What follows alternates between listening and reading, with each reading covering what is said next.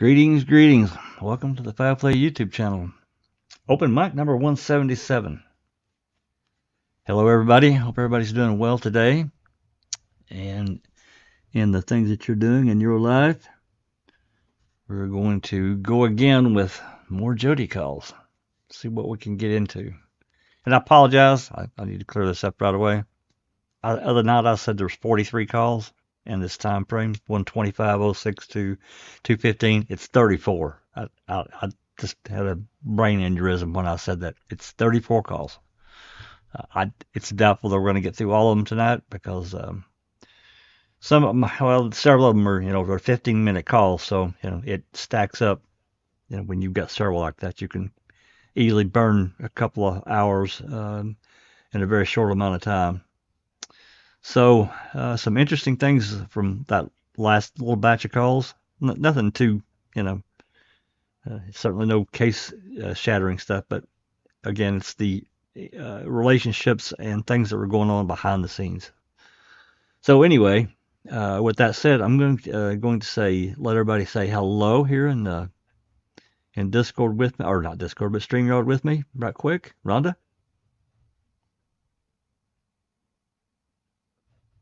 Rhonda, are you muted? Sorry, I was muted.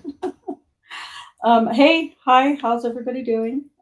Looks like we lost somebody. Did we lose somebody? JD. Yeah, Jay has. Okay. Yeah, he's having internet problems. I just told him to just reconnect, and I'd put him back in the stage. Yeah. Okay. Hi to everybody. I'm just totally honest. Am not at all remotely looking forward to this, but I tried really hard to be a team player, so here I am. So you're trooping through, gonna push through. Yeah, I'm gonna try. I totally get it. If you need to drop and go throw up, it's fine. I totally understand. Welcome to everybody in chat, and hi to you, Kay, Alice, and whoever else might pop in later. There you go. All righty. Thank you, Rhonda. Alice, how are you? Powering through? Yeah, just not looking forward to what we've got tonight.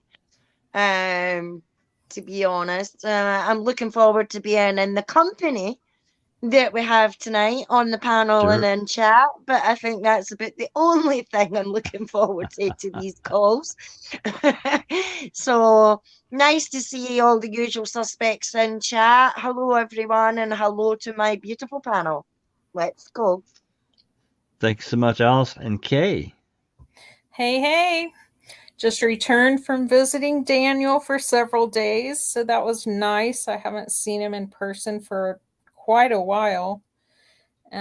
So we had a great visit, and I am actually looking forward to hearing these calls tonight. I find them super interesting. So I'm ready to get on with it. Hello to everyone in chat, and welcome. Yeah, they are interesting. It's a little nauseating sometimes listening to some of the things that get said, and the chameleon effect of Jodi when depending on who she's talking to. Hey, Rhonda, I think Chuck's the grossest, but Oh yeah. Oh, dropping his little subtle hints that trying to get in her pants. Yeah, absolutely. It's a little disgusting, but let your anyway, fingers do the walking. Yeah. Oh my God. That's so nasty.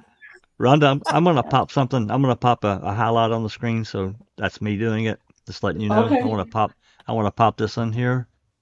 Oh, okay. Yeah, I just took it down actually. Yeah. I wanted to give a personal thanks to Allie for becoming a joining. It's really really nice. Oh, there's Neverly. Oh my, you're sideways, Neverly. What the heck? Sideways, Nev. Anyway, thank you, Allie. It's so good that you're back and getting back into the case and trying to get caught up. Yeah. Neverly's. You gotta mute your YouTube, Nev. I muted her so she can mute her YouTube.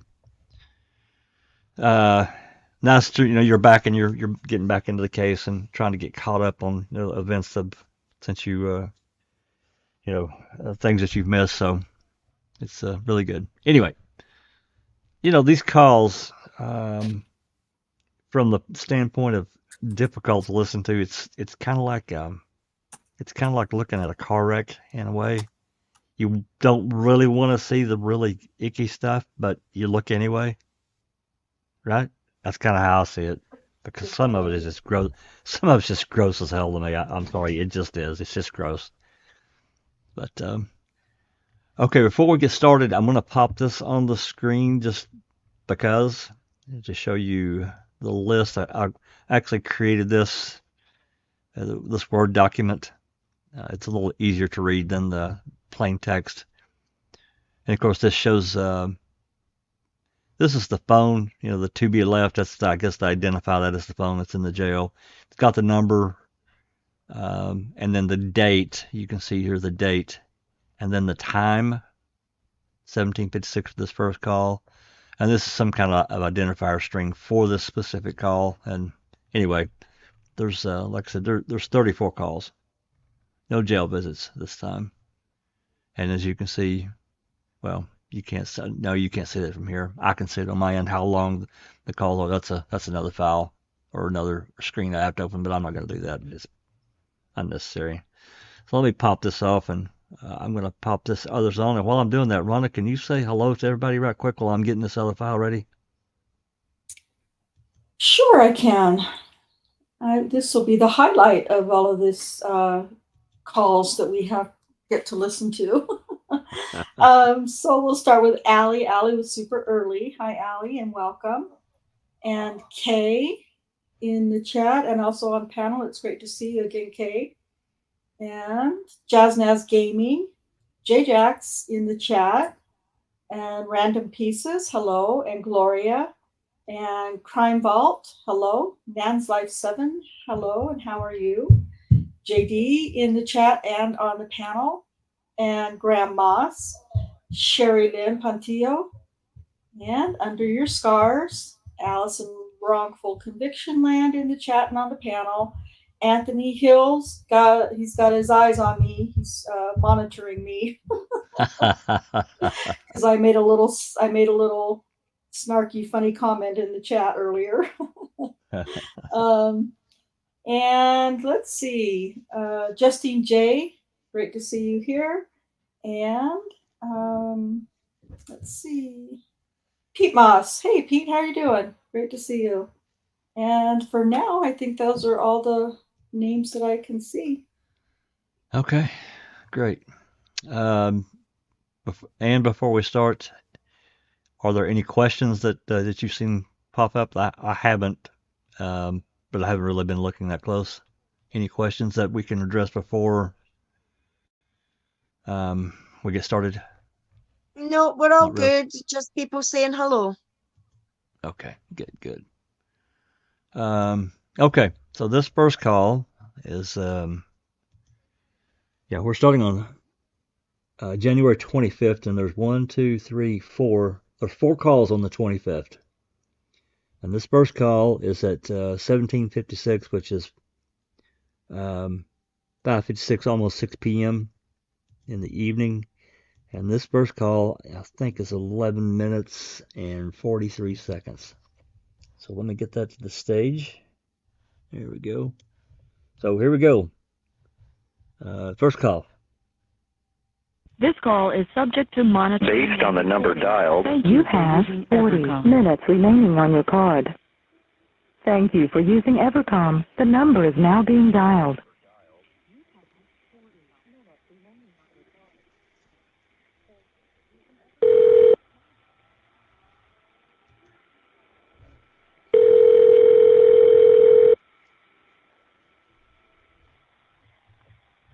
Hello? You are receiving a free call from an inmate at a correctional facility. Okay, hang on. Okay. Hello? Hello? Hello? Hi. Hello? Hi. How are you? Is he here? Yeah. Can you hear? I could. Yeah. Okay. What are you doing? Nothing. Are you there? I can barely hear you now. Yeah. Yeah. No, I can't hear you. Oh. What are you doing? What are you trying to talk about? Huh? What are you trying to talk about? Nothing. I knew you were going to ask that. I just called there so your mom would tell you to call now. And I asked him if Christopher's girlfriend had the baby. And that's it, so.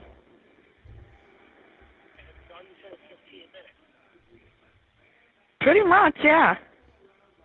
I had him call your mom and... Huh? Because I wasn't accepting any. Yeah. Good reason. I wanted you to call now. I didn't get him till just now. Hello? Yeah. So don't you worry about a thing. I said, so don't you worry about a thing. Huh? Why? 'Cause why? 'Cause why? Huh? Like what? I can't hear you. I can't hear you. Your ass.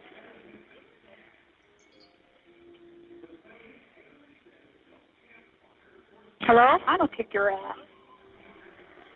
I can't hear a thing you're saying.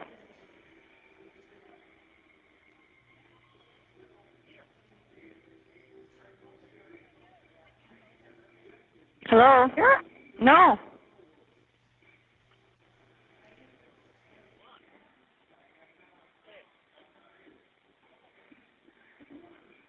Huh. Oh, There. Okay? Yeah. right. Why what? Why can't I do anything stupid? What are you going to do? I'm sick of life already. Oh, knock it off. Huh? Knock it off. No, I'm sick of being in here. What? You think I ain't? Hello? Yeah? Yeah, because, well, you're guilty though, I ain't. No, I ain't. Well, besides the point. Well, then fine. When my lawyer comes tomorrow, I'll just tell her to drop it. No? Yeah. No. You just made up my mind. Huh? No, because it's better off for you. Ah, fuck it. I don't give a fuck. You have to make that noise. Yes, I do.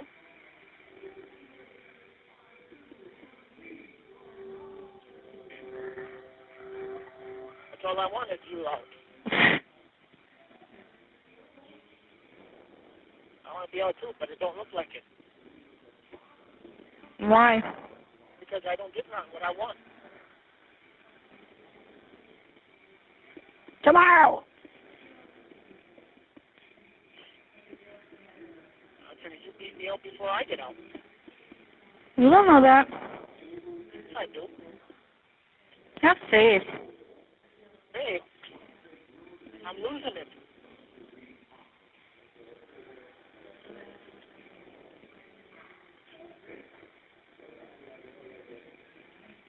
You're a guy only can take so much. I know. Yeah. Have you wrote me? No? Why? I haven't did anything. I was gonna tonight. I got 2 poems, but I don't know if I want to send them. Why? Because I might write my words to somebody else. I ain't writing nobody else. Now you're probably just saying that because you think that's what I want to hear. But when they come to see you, they can tell you. Who? They shouldn't come see me no more. How do you know? Why would they? I thought they were gonna give you a copy. Mail? Oh.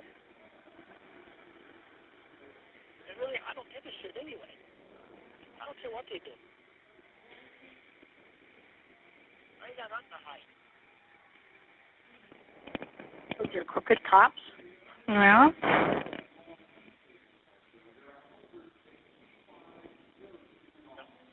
According to you, it don't make no sense anyway. Well, so what? What is that going to prove? I'm writing somebody else. Because I wrote one fucking letter. Who won? Sounds like the family is good.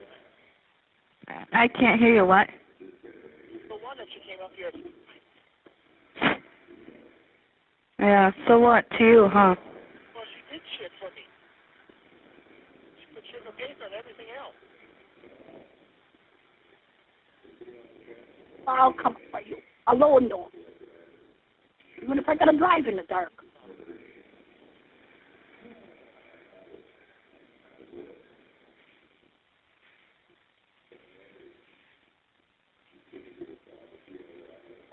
Take me 3 hours to get home, but that's okay. I ain't saying you. I'm saying them out there. Who? The ones who got the business and everything else.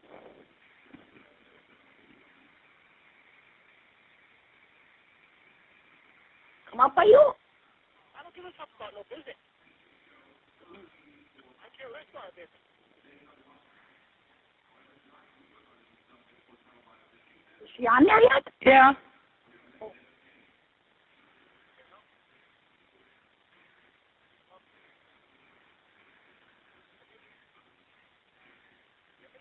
I can't hear you. Hey, What? I said I love you. Yeah, I love you too.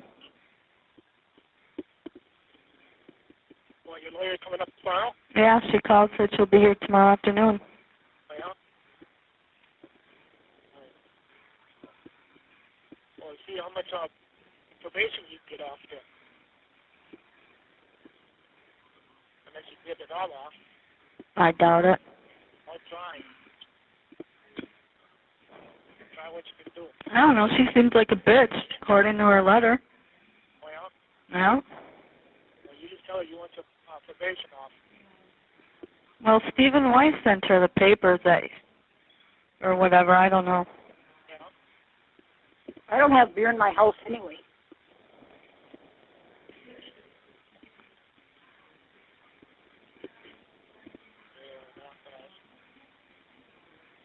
See what you can do with it. I gotta ask her too why the DA can open a letter to the judge. Yeah. Yeah. Find it out.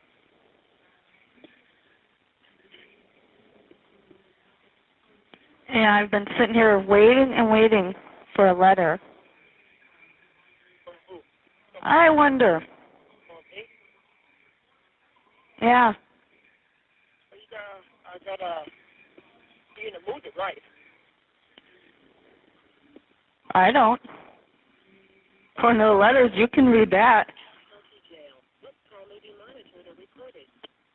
I don't do nothing here. Why do I have to do it all then? I can't do nothing here.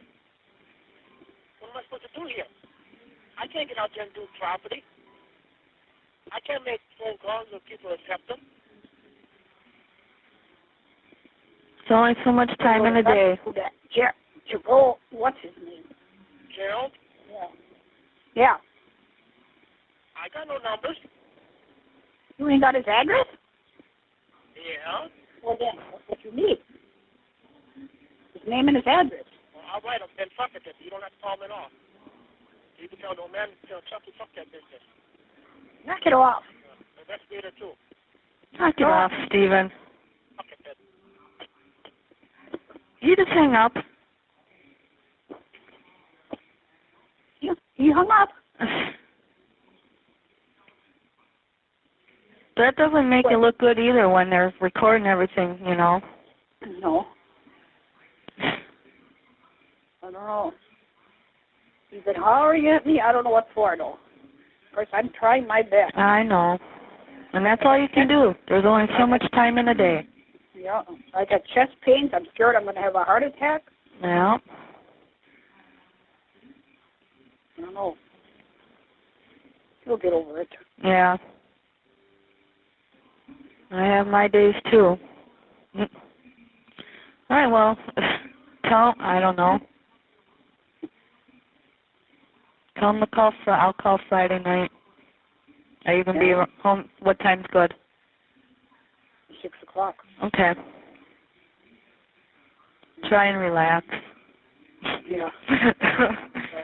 Okay. Yeah, okay. All right. Yeah, Bye.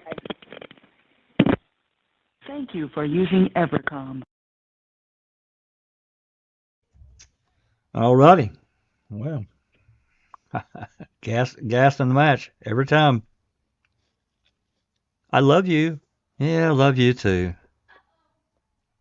Every time. And now, before we move forward, I want to say hello to Lady Neverly. Hopefully she's got her volume thing fixed now. Lady Yes, Neverly. thank you very There. much. Technical difficulties over here. Yeah, there How, was some update, 14 steps or whatever, so I had to go through it. of course. Yeah, so hello everybody on the panel and in the chat. Regarding this call or any other to this matter, we can witness what a toxic relationship looks like. So here's one. Nobody's happy. Everybody's frustrated. They're both locked up. There's only so much they can do. However, when there's a will, there's a way. Look at the lengths and the creativity they are going through to talk to each other. So guys and girls, if your significant other says that he or she are busy to give you a call back, think of this. When there's a will, there's a way. I'm joking a little bit, but a little bit I'm not, because that's really true. They found a way to communicate, and Ma, is wearing a cape in my book. She really tried everything, her darndest, from 1985 and prior to that with Stephen and all his mischiefs, and other kids as well, to the last breath that she took. She was there to support her son, and bless her. Yeah. Absolutely. Yeah, absolutely agree with that. But at this point, both Jodi and Stephen are upset, and we've listened to Jodi being so egotistical, so self-centered, so just minding what's important to her. We've seen how she plays a different role to each member of the family, Chuck, Ma, Barb, and Stephen. She has like 4 different personalities, and she displays them according to her needs, right? And then Stephen is very upset because she can not equate any time her hardships in comparison to his. She's there for something that she's done in jail, and he's there for no reason whatsoever, with much greater consequences. So that's all I got to say. Yeah, I can't disagree. She's very self-centered, and she's still enough already. Come on. She's still going on about the letter. If she didn't want to talk to him, then my God. why? I mean, she's that mad at him. Why bother calling? I mean, just to bitch and gripe. And as you said, Ma's stuck in the middle, trying to help in any way she can. It's ridiculous. It is, and it shows the manipulative. I think this manipulative side of Jodi. That's my opinion. Yeah. And lately I've been following the Dan Markel crime, or Charlie Adelson crime trial. What am I talking about? Yeah, Charlie Adelson, the periodontist from Florida, who blah, blah, blah, who knows. But anyways, there was a abundance of jail calls that was just released. And everybody says that prosecutors just love to listen to these calls. They don't see it as a hardship or a bother to listen to endless stupid calls, because you get prime information from the words of their mouth, right? Yep. So it's like something to be excited. And look at us. This is what we're doing. Yeah, I mean, I guess we're unfortunate that Stephen, just his own mouth was his own worst enemy, in my opinion. He needed to not talk. Just needed to. I know I'm sitting here, free as a bird, and he wasn't. So it's easy for me to say that. I guess it would be so much harder to not be able to talk to people on the outside. You know. So, okay. Anybody else before we move on? I got one more thing to add before we move on to the next two calls. Actually, the next two calls are short. One's 11 seconds. The other one is 54 seconds. I'm sure they're nothing calls, but I'm going to play them just to say that we did. Anybody else got any questions or comments? Well, I sadly I missed some of the calls. I had to jump out for a minute, but I mean, was it anything big, No. anything exciting? Typical Jodi Steve call, gas and match, and just bitching and griping the entire time, and Dolores stuck in the middle. Okay, poor mama. Under Your Scars is asking if Pa still lives in the same place. As far as we know. Yeah. There's, well, there's a rumor that the property's up for sale or going to be for sale, but Barb says she doesn't really know what's going on. But as far as I know, the property hasn't sold yet. Right. Last I heard. Including the salvage yard? Including the salvage yard, yeah, the entire thing. So, I mean, I don't know that, I personally would imagine if they did sell it, I mean, I'm sure it's probably, that whole area is rock underneath the topsoil. So if somebody's if it gets purchased, it's going to get turned into a quarry, and or some kind of, building site. But I would imagine they would be interested in what's underneath the dirt, the rock content, than anything else. But I don't know. But the last I heard, the property is still belongs to Alan and I guess Chuck and Earl. Okay. So I did want to mention right quick, because Anthony Hills brought it up a minute ago, and this is about the order that Judge Ludwig decreed. I don't remember if we talked about it the other night. I think we did, but this order is, he didn't want to seal anything anyway. He's a federal civil judge, and he doesn't like sealing anything. And he made that abundantly clear. Sorry, I got a frog. He made that abundantly clear a couple of times during the course of this trial, during different phases of discovery or whatever, depositions and so forth. And these motions that would get filed, he said it at least twice, but given they were in the midst of the trial, nothing had went before a jury, then he gave him, I guess, the benefit of the doubt. But everything's over now. So he said in his order that unless somebody files an objection to releasing this material, he's going to release it at the end of the year. What all that involves, it looks like the depositions that were done, a deposition, at least that she did. I'm talking about Brenda. And then there's 1,500 pages. I guess that translates into many, many emails and text messages that they were forced to turn over between her, Michael Griesbach, and Andy Colburn. And, we were told during in these motions, and one of them, I don't remember exactly which one, there were approximately 4,000 emails and text messages and so forth between the three of them. While I'm sure there's nothing that's going to blow the case apart, it certainly is an insight to someone that has been for years, longer than I have, extremely involved in these cases. And getting the insight to that and things that were said, maybe case related, I don't know. None of us will really know.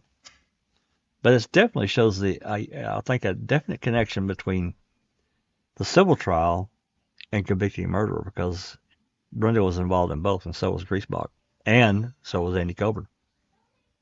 So I think it's relevant. I've been questioned about that privately, by some people.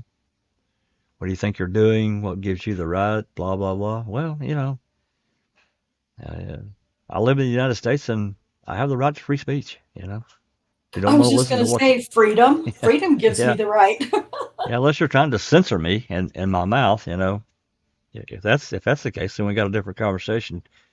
Because I don't, in its truest form, I don't really believe in censorship. Now, if somebody's lying, that's different.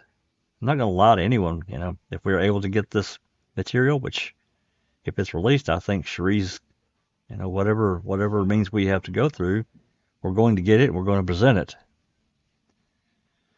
We're not going to show anybody's address and their phone number, but, other than that, if it's emails and text messages that's directly talking about people in the community and things going on in that case and during, in that case, I don't know so much about convicting, but it was tied to it regardless, because you certainly got one person for sure that was in both, and really two, because I'm So, with that said, if we can get it, you can damn well bet we're going to present it.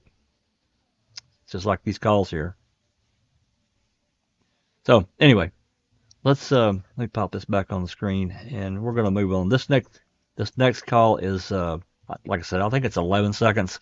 I'm sure it's a nothing call. And the next, I'm going to play both calls back to back. I think the next call is like 53 seconds. So let's move on. Again, folks, if you got questions, please put a Q in front of whatever you're going to ask, and one of the mods will grab it, and we'll try to get it answered. All right, here we go.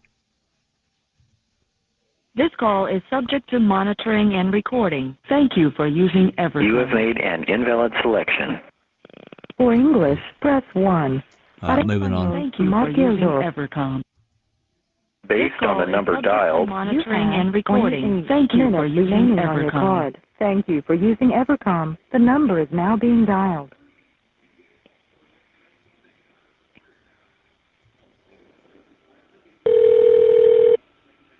Yeah, it's going to be a nothing call.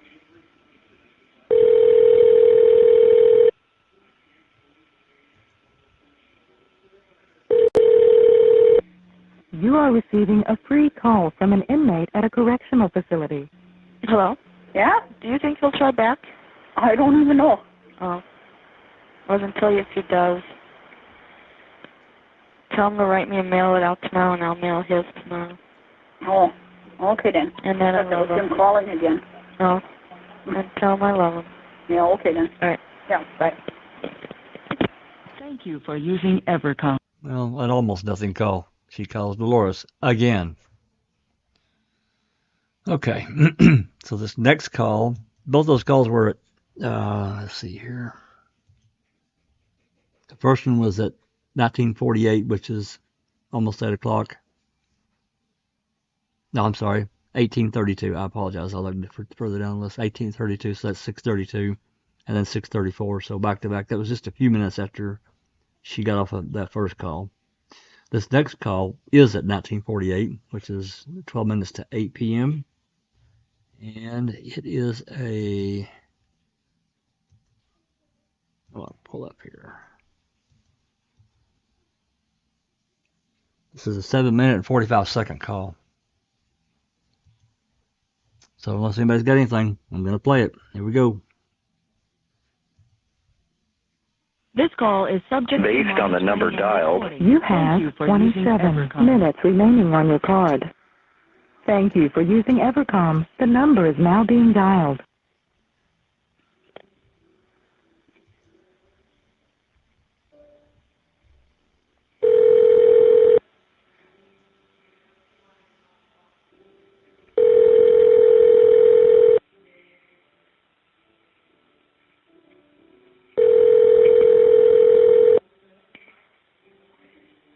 You are receiving a free call from an inmate at a correctional facility. Hello? Hello? Hello? Hello? He hasn't Yeah? called. He hasn't called back yet, has he?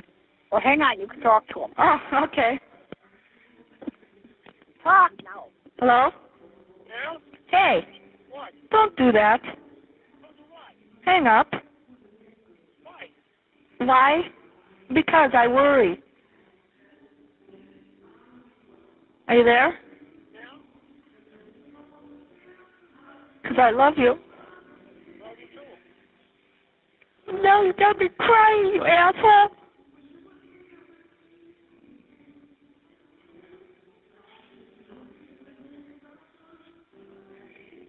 See you there? Don't do that again. Your mom doesn't need that shit either.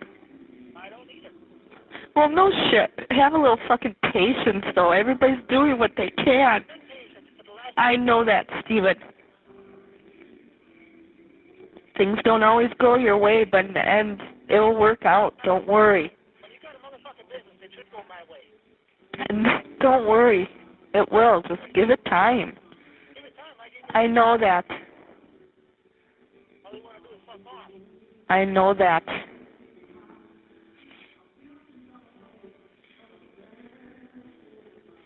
Damn you. I said, damn you. No, you don't know.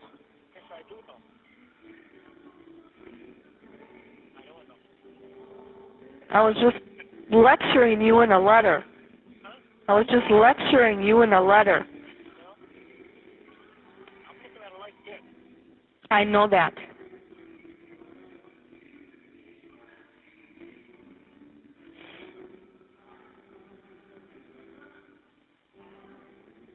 Have faith, I do.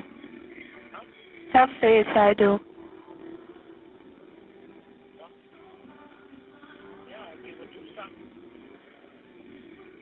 Huh?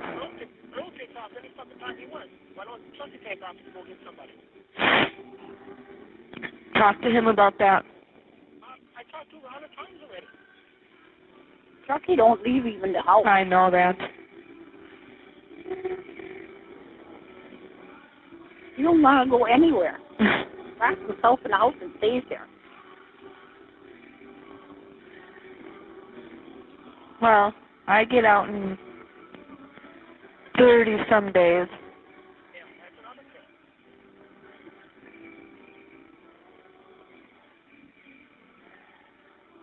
What's another thing? You got nothing to worry about. I need a basement to be clean. Yeah, that's where I'll be. You're supposed to laugh. Those fights. You're supposed to laugh. Is he there?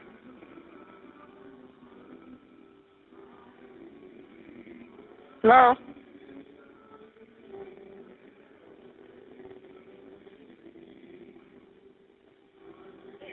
Yeah? I was just about to hang up and call back. Are you there? Oh.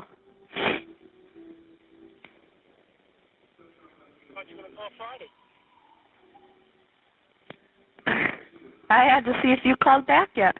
I just called back. I wasn't going to. Yeah.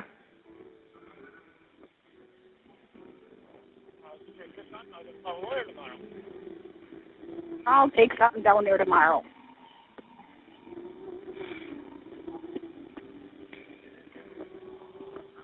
I know that ain't gonna work. We're going to try it. Dad says, why shouldn't it? Write me a letter tonight. I don't know if I got the patience to write. It might help. It might not. It does me, because I can yell at you and everything, and you can't yell back at me when I'm writing. Hey, that's a good way. I know. That I love to write and yell at him. But I also tell you I love you, too. Don't I? Hello? Yeah. Okay. Yeah, quit burning up these minutes. Well, don't make me worry. Don't be stupid. No, then you won't be calling. I got paper. I get out soon. So do you. Yeah, right. Just shut up. Think positive, I am. I can. But I ain't going nowhere. Well, write me tonight and mail it tomorrow. Oh, maybe. No maybes. I've been waiting 2 days already. I'll mail yours tonight. Okay? I love you too. 10:30. Not 10 o'clock, 10:30. Okay?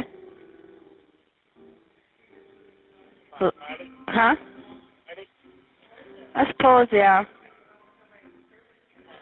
I just hope I remember what my lawyer says. Are you there? Yeah. Oh. Well, you're not saying nothing. Just let me know what the lawyer says tomorrow. Yeah, I'll tell you Friday. Write me. Yeah. I love you. I love you too. Very, very much. And was that yes in that one letter? Yeah. Okay. I didn't know if it'd get dropped out when they opened it or what. All right. Yeah. I'll talk to you Friday then. All right. You better cheer up a little. I love you. I'll have to sedate you. Because I know that's what I need. Okay, I love you. I love you too. I miss you. Bye. Bye. Thank you for using Evercom. Alrighty. A little bit more calm of a calm conversation. I still feel it's manipulation, but hell, that's me. Okay, so where we at here? 2, 3, 4, 2, 1, 2, 3, 4. Okay, let me mark this call off the list. I feel certain we're not going to get through all these tonight. I want to know where we're at. Okay, this next call is 2 days later on the 27th. We've got there's 2 calls on the 27th. This first one is again around 6 o'clock, 1757. And it's, well, this is a 19-minute and 48-second call. Go figure. I don't know how that worked out, but whatever. I don't know. Obviously, I don't know who it's to yet. I have not screened these calls. So, okay, anybody got anything before we move forward that we can answer? Any questions? Alice, Rhonda? Anything? I did star one. Let me look at it real quick. Random Pieces asked, do we have the calls from Stephen Avery's side to match these? Yes. I'll post the link when this next call is playing. He's in the Brown County Jail at this point. I will post the link again to those. I'll post them the other night, but yeah, we've got them. I can't tell you that the quality's any better. It's probably not, but it's as loud as I can make it. I apologize for that, but there's just no way to amplify that without, well, Andy B probably could. I might be able to do something with Femora, but I probably will end up screwing it up, so I haven't touched them yet. So, yeah, I'll post a link to that under your scores. Anything else? Nope, I think we're good. Okay. All I know Or- is that this is a lot of money being spent between Steven's calls and Jodi's calls. Oh, yeah. A lot of money. And who's paying for it? Mostly Ma. Dolores and Chuck. Yep. Yeah, and as time goes on, I think, anyone that's listened to the calls we got last February, Chuck was buying her cards and bringing them up and so forth, putting money on her account and so forth. He was continuing to work that angle.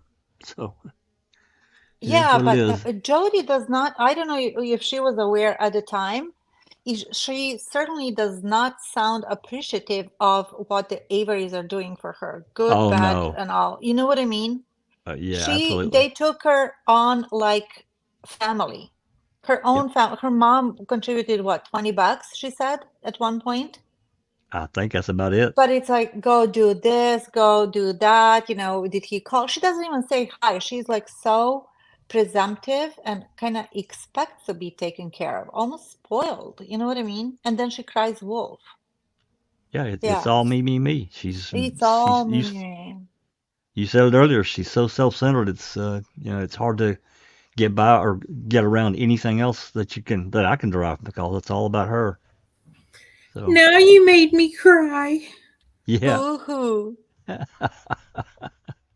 Yes, if it's that upsetting and you're that mad at him, why are you trying to contact him? Just move on. Call Chuck. So, alrighty. Anything else? All good. All right. Remember, this is almost a 20-minute call here, so I may break it. I don't know. We'll see. We'll see what gets said here. I don't want to break the rhythm, but if something jumps out at me, I'm gonna stop. So here we go. This call is Based on the number dialed. You have 19 minutes remaining on your card. Thank you for using Evercom. The number is now being dialed.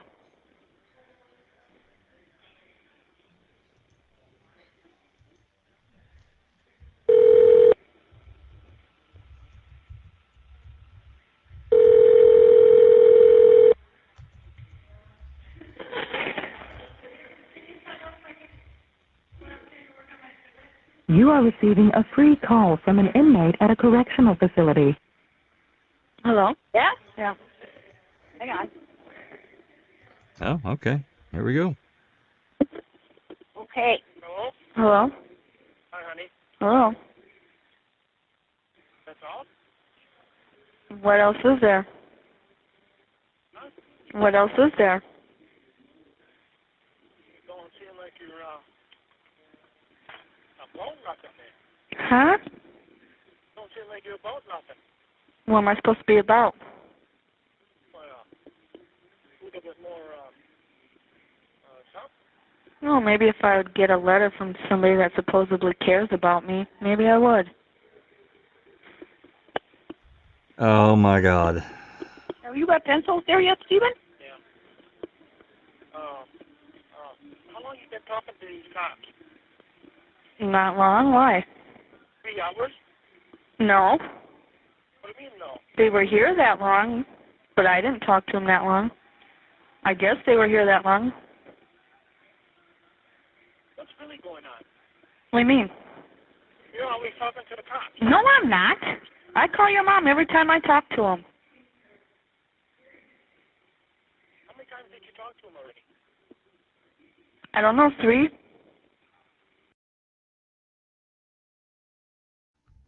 Wait, what? Huh? Here we are, the 27th of January. I don't think we have 3 interviews. I'm going to check that while this call is playing. Y'all catch that? She's talked to him 3 times. This is the 27th of January. I think the first interview we have is in February, but I'm going to check that right now. I'm also going to check the CASO report. Sorry for the interruption. Continue on.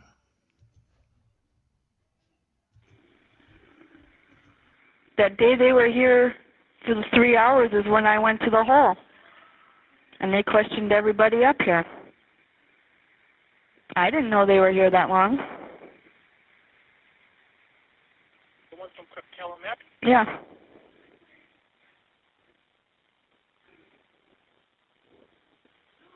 How about other times? What other times? How long were they here? Yeah. It's not long. I mean, did they ask you anything? Like what? Just ask how our relationship was and what it was like. And how was it? Fine. Better than it is now. Did they ask you anything else? Like what? You tell me. Like? You know. No, I don't know. What do you mean you don't know? You don't know. Since when did I tie you to the fucking bed? Huh? When we were having sex? I tied you to the bed? Yes, at one time. I don't remember this. Yes, you did. This call is from the Calumet County Jail. This call is Huh? Where? I don't know, when we bought that orange rope. When I still had Kitty Girl. Why would you tell him all of this? I don't know. Huh? I don't know. You don't know. You know. You want to fuck me again. Again? That's what it seems like. No. Then why would you say anything? I didn't think that would hurt. But, well, nothing would hurt. Okay, how about me beating the shit out of you? I never told him that. Huh? I never told him that. What about the bruises? What bruises? The bruises on you. I don't know. What'd you tell him? I don't know. You don't know. Like, I don't know nothing. I don't remember.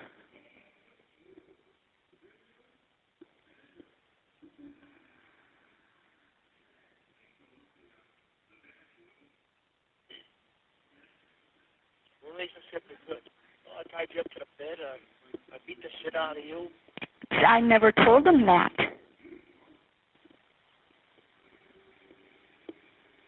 So what you gonna say when they say I bruised you? Huh? You had the bruises. They got them pictures with the bruises on. There's no pictures. Yes, there is. Who took pictures? I did. Well, you. You took pictures of me. Huh? With bruises. Throwing underwear or nothing on. You got a couple bruises. Where? On your legs here. Your arms.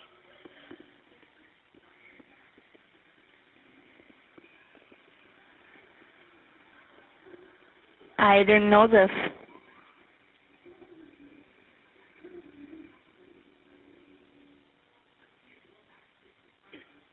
And since when can you go downstairs and use the phone? I don't. What phone do you use? The one in here in my block. And what other one? That's it. That's the only one you use? Yeah. And how come there's different phone numbers then?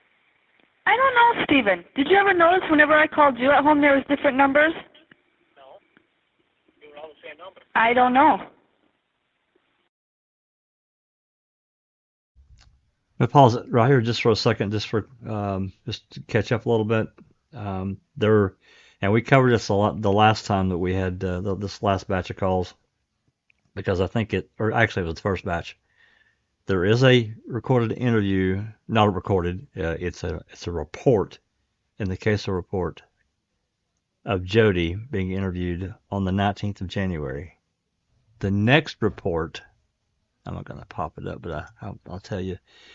It's page 419 of the CASO report, and the next one of that is on February 15th. So if she's been interviewed 2 other times, she said 3, so she's been interviewed 2 other times, there's no report. I'm just saying, I'm not saying she's telling the truth or anything else about what she's telling Steve right now. I'm just saying, if she was interviewed, they didn't report it, at least not in CASO.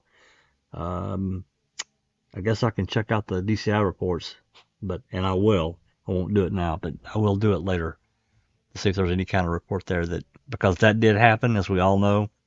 There were times that the CASO cops didn't make a report. It all got referred to DCI, and that's, that kind of blinded us to a lot of things that were going on anyway. So anyway, just wanted to clarify that. I apologize for interrupting the call, but let's move on. Unless somebody's got something they want to say something before I do so. Okay. Let's move on.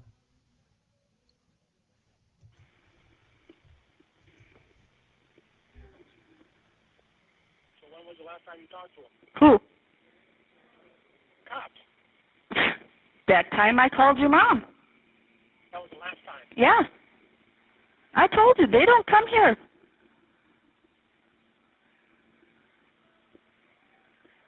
How come I've been hearing different then? I don't know. What do you mean you don't know? I don't know. coming from the cops.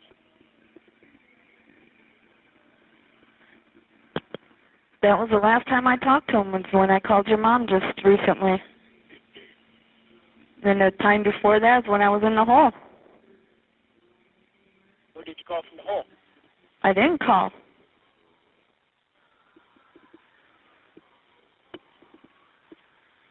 And that was back in November.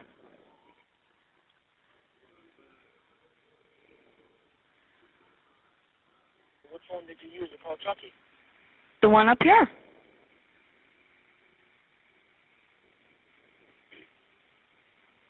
So The same one I'm on right now. what would be the reason for you to get out then? I'm not. What do you mean? And they'll let you up, go home, and pack your stuff. For 2 hours, yeah. You know, and then you could have went again. Just recently, yeah. Yeah. See, something don't make sense. They were going to let me go home to pack our shit. You know? But I just used that for an excuse so I could fucking talk to your ass. You know? Yeah.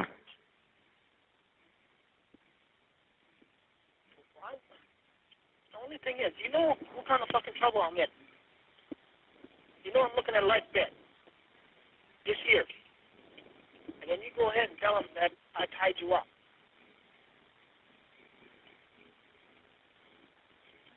There's a little bit more proof that they need to prove to the jury.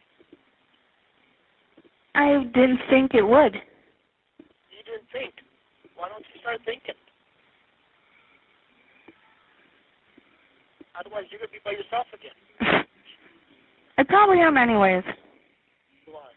Why would you be? Oh, you probably will run after Chucky. No.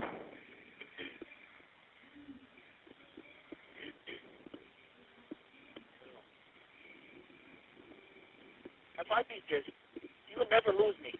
Yeah, right. I already did. Oh, you did? Yeah, I did. No. Proof's in the writing. I don't see nothing. I'll prove it when I get out. That ain't good enough for me. Huh? That ain't good enough. This is a... Oh, I can't hear you, Harley. Yeah, right. Huh? I said, yeah, right. What do you mean that ain't good enough? Why don't you act like you love me? Instead of, yeah, right. You worried about the little pilly-ass shit. Because to me, it ain't little. See, it's little. The big thing is this fucking light bit. That's the big thing. Because to me, you're probably just doing this because your lawyers told you to do anything to keep me happy or some shit. Who knows? You happy? No, my lawyer don't do a goddamn thing. Who knows? And somebody is. What I say? It ain't nothing about it. Oh, it's from the county that county jail. It's only be monitored or reported. It ain't nothing about keeping you happy. Then it's about something. Huh? Then it's about something. No. Yeah, it's about me and you. Forever. I don't feel it. Yeah, you don't feel it. I don't feel nothing from you. All I hear is you talking to the cops all the time. I know it's not all the time. Not damn close. No, it ain't. What do you mean it ain't? They were only here that day to tell me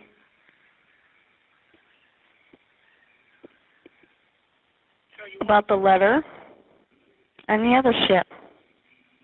what other shit. The bones. Huh? The bones. Oh, what? The bones. You know? And that was it. The bones don't mean nothing. That was all probably a whole 15 minutes. The bones are probably some relation of hers. That's what I was thinking. You know, and for a fact, why would you talk to him anyway? That's the point. I tell you not to talk to him. You go ahead and talk to him. All you have to do is tell me you got nothing to say. You don't have to talk to him. And I'll ask my lawyer about it. You talk to him on your free will. The only time when he got to talk to you is when they put you on the goddamn stand. And I know you're going there. Huh? I know you're going to understand. Can if we're married. I got to get out to get married. It don't look like I'm getting out. Child will probably be in September anyway.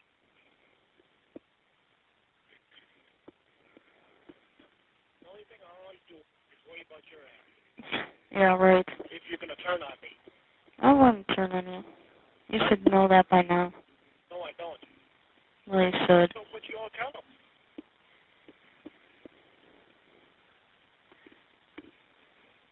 Nothing they didn't already know. They knew about you hitting me up north. Huh? They knew about you hitting me up north. I never told them that. Well, you never told me I never hit you.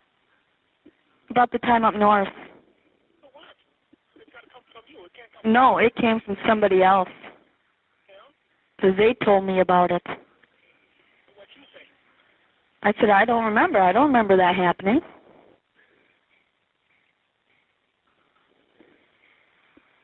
And supposedly you kicking me and all this other shit. That's all you have to worry about.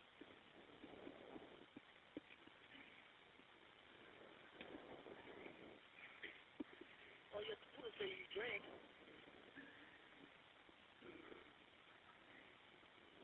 Even when you made that statement up, you were drunk.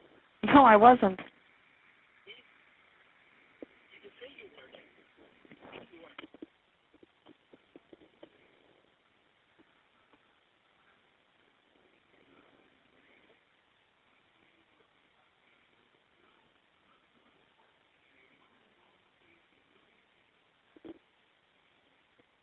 See, that's why I know how much you really do care for me.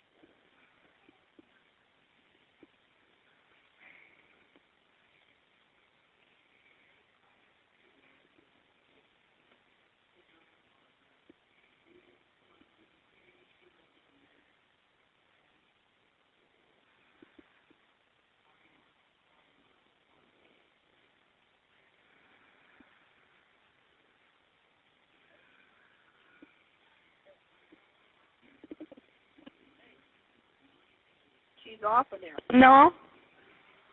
Wait, I'm here. Oh, why did you do that? What? Oh. Why ain't you talking? Because I don't hear shit.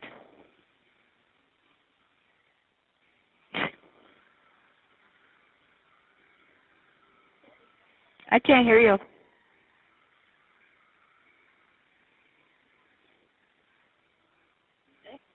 Hello? What? Yeah? Yeah? Yeah. Yeah. That's why I don't think you care for me. Yeah, well, I do. You do. Then why don't you deny everything? Huh? Hey. Hey. I don't know what I'm doing. I thought I was doing good. Who knows? All you have to do is deny everything. There's no reason why you can't say you were drunk, you were drinking, you fell down, got the bruises, or whatever. I ain't a good liar. I can't think up lies like that. Well.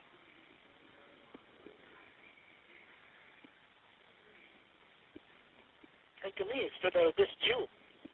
I am thinking of you. That's all I do. Yeah. I'm like you. Yeah. I'm always thinking about you. No, you're not. I ain't, huh?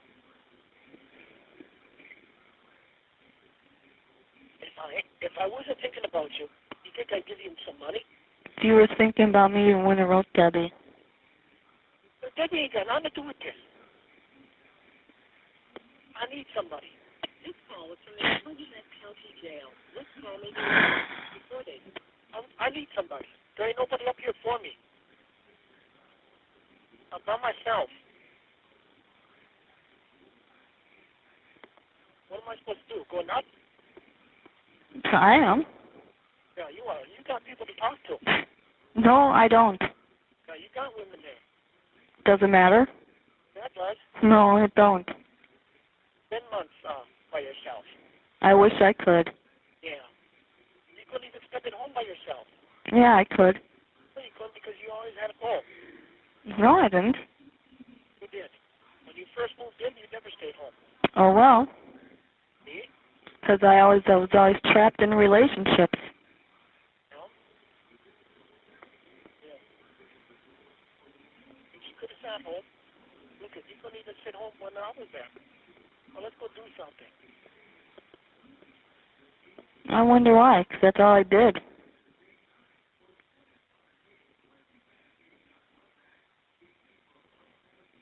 Hello? Huh? That's all I did.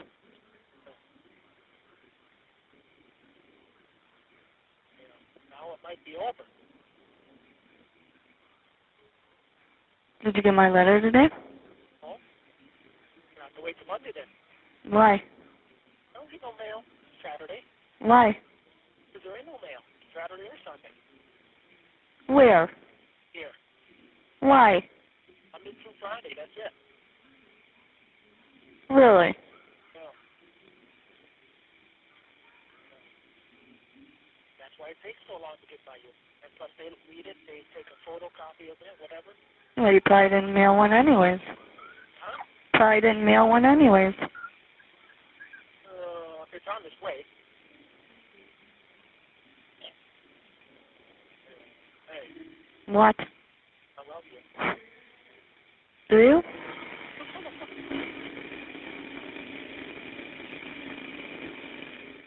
Huh? Look how the fuck you, with the way you treat me. You have 1 minute remaining. I love you too. I just don't know about you. You don't know about me. There's 1 minute remaining. Huh? There's 1 minute remaining. Then, why don't you call back then? Why? I only got one left. But just for a minute. I love you very much. It gets through your brain. You're the only one I do. You understand me? I don't know. After what I read before, I wish I knew. Well, you should know. No, I shouldn't. Yes. Well, then maybe if I get more, maybe I would know. But after, are you there? Yeah? After what I've seen before, I don't know. Well, don't worry about that before. But it happened twice now, Stephen. And you didn't fuck me either? No, I didn't. You have no time remaining on your card. This call is being terminated. Dialing of additional digits is not allowed. Thank you for using Evercom. Well. What an interesting call. So this tells me if she'd have had more time remaining on her call, they would have let this call continue. So that to me, that's almost like they're listening to it live, because these calls always end at 15 minutes, right? But this one didn't. And I don't understand that. I don't understand that. Yeah, it's a little And weird. yeah, and one more thing too. I think it was Under Your Scars asked about these other the Stevens side of it. And I posted Brown County. I'm gonna have to look again at when those ended, and I'll look here in a second. But I think by this time he was already back at CASO, because I think that's what it said in the background on his end. You're receiving a call from the Calumet County Jail. These calls were monitored and recorded, blah, blah, blah. I'm sure they said Calumet. So by this time, I think he had already moved back. But I do want to mention, while listening to this call, if you can call it that, we have 5 video and or audio recordings of interviews with Jodi. The one on the 19th we do not have. I'm not saying it doesn't exist. I've never requested it, but I'm going to. She said 3 times early in the call, then that drove down to 1 time. So I'm a little confused. I can't accuse somebody of having a recording or whatever, a report. That's something that doesn't really exist, and I'm not going to do that. But I'm going to request the one for the 19th.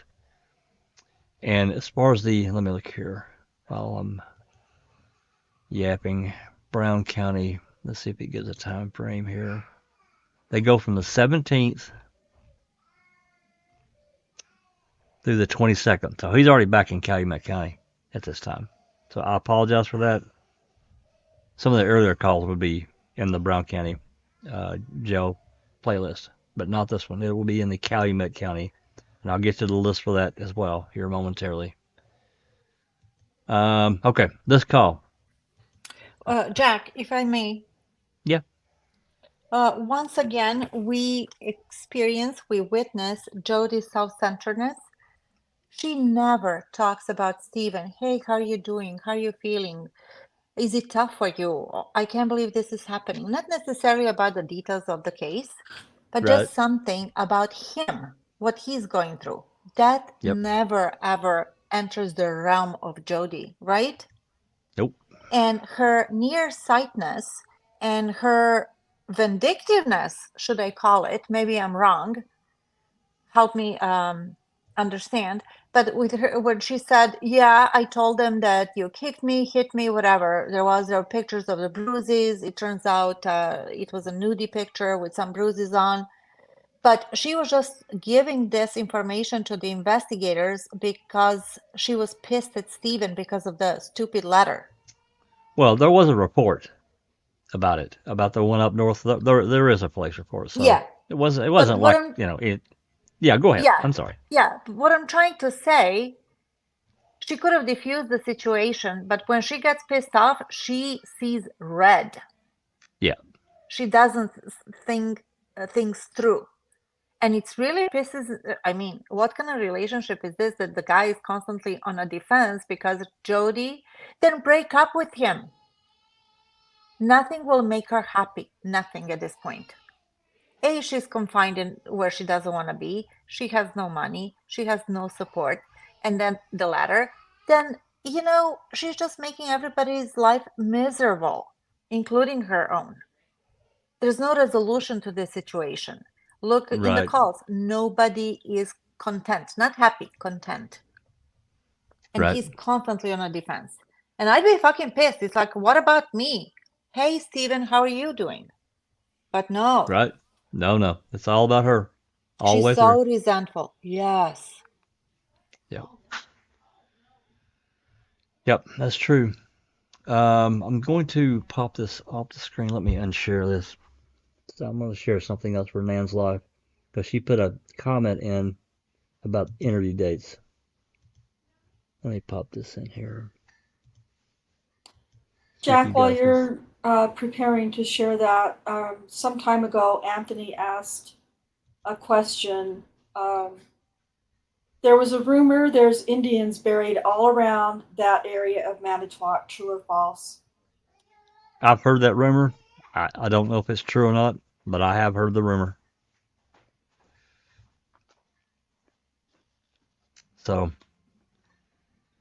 I don't know, Anthony. I really don't know. Hey, but what I've got on the screen right now, Nan stuff, these are the 5 interviews that we do have. The first 2 are video. The last 3 are audio. And actually the one in,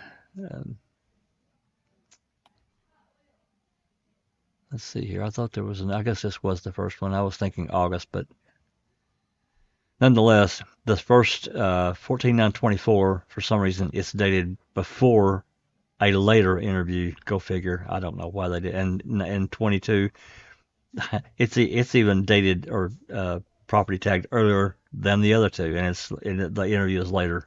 Anyway, 14/9/24 was on September 6th. Allegedly, this is the first time that Fassbender met Jodi. They were looking at her for at some hotel that she was living in at the time, which is interesting in itself. Anyway, prior to this interview here on February 15th, there was another interview, November 11th, like you listed, that I'm 99.9% sure was audio recorded. I've had a request in since July of last year with the DCI to get that interview, or the DOJ, and I'm still waiting for it. They haven't just come out and said, hey, that doesn't exist.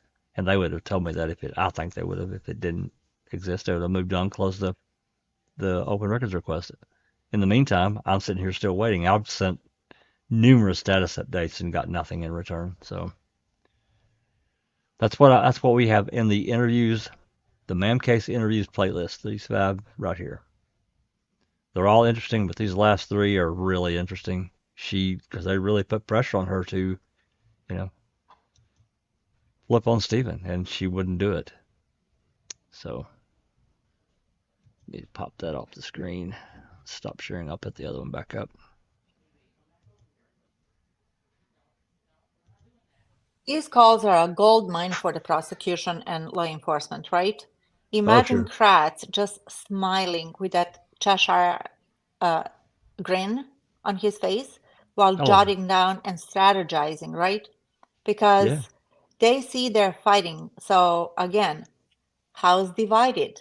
They love to divide a family or a relationship Yep. or whatever, and then Yep. make it difficult and, of course, use it against them. And we saw that exactly that happened in Ma'am. Remember when Jodi couldn't be in the near vicinity of Stephen and that she got in trouble just by walking by him or seeing him by chance? Look. Yeah, they said she just looked at him and she got in trouble for it. Yeah. And that she had to actually move out of the town. I mean, speaking Well, of being, she just couldn't be around him, so she had to move off the Avery salvage well, yard or yeah, whatever. Oh, yeah. Yeah, that's pretty controlling. I guess, probation, they can do whatever they want to you, which to me is, I don't know, it's a bridge too far. I mean, she should have been punished for, drinking and driving, but holy shit, man. That's some serious probation control right there. You can't be near this person or this person. So your probation, if you do, you're going to get in trouble. That's crazy. Anything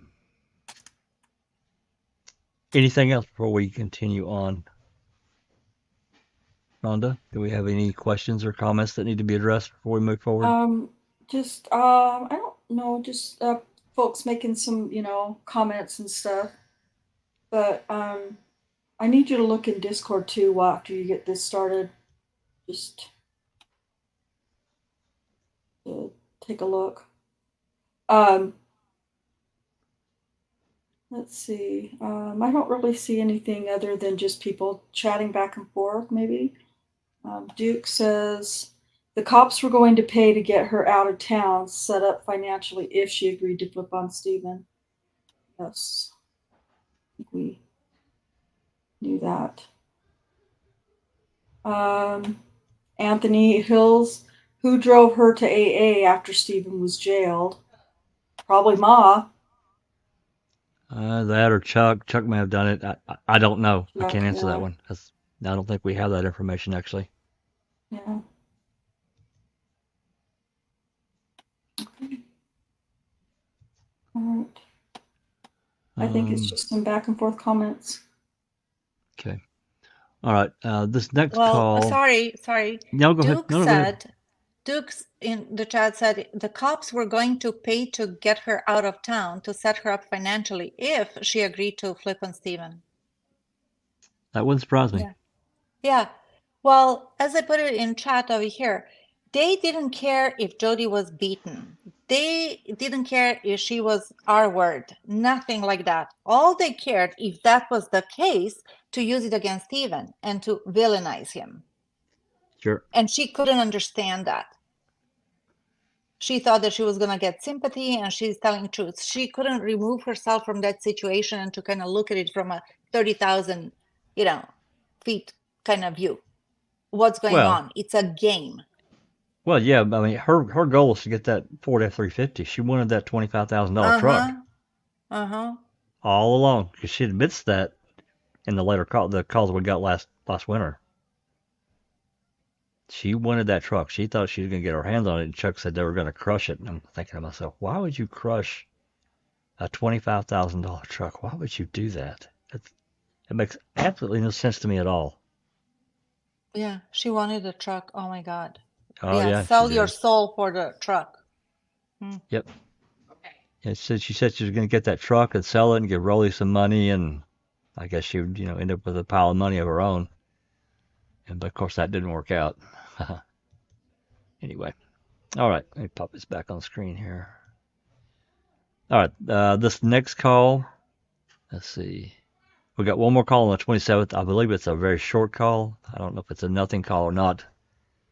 But it is It's only 17 seconds, so it's probably a nothing call, but I'll play it anyway just to say we did. Okay. All right. Here's the next call. This call is subject Based on the number dialed, You have 40 minutes remaining on your card.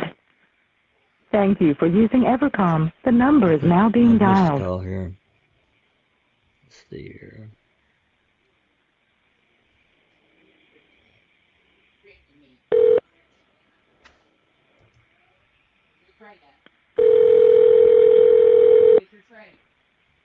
You are receiving a free call from an inmate at a correctional facility. Hey. Yep. Yep. Yeah? Can you hear her? Yeah. Yeah? Yeah? So don't put no doubts in your goddamn brain with me. They're already there. So get them out of there. All right? They have been since I've been in here. You know that. And that just made it worse. This call is from the County Metropolitan Jail. This call may be monitored or recorded. Well, you put it in your mind. You're the only one I want. I don't believe it. Well, that's honest God truth. Then what is? I love you.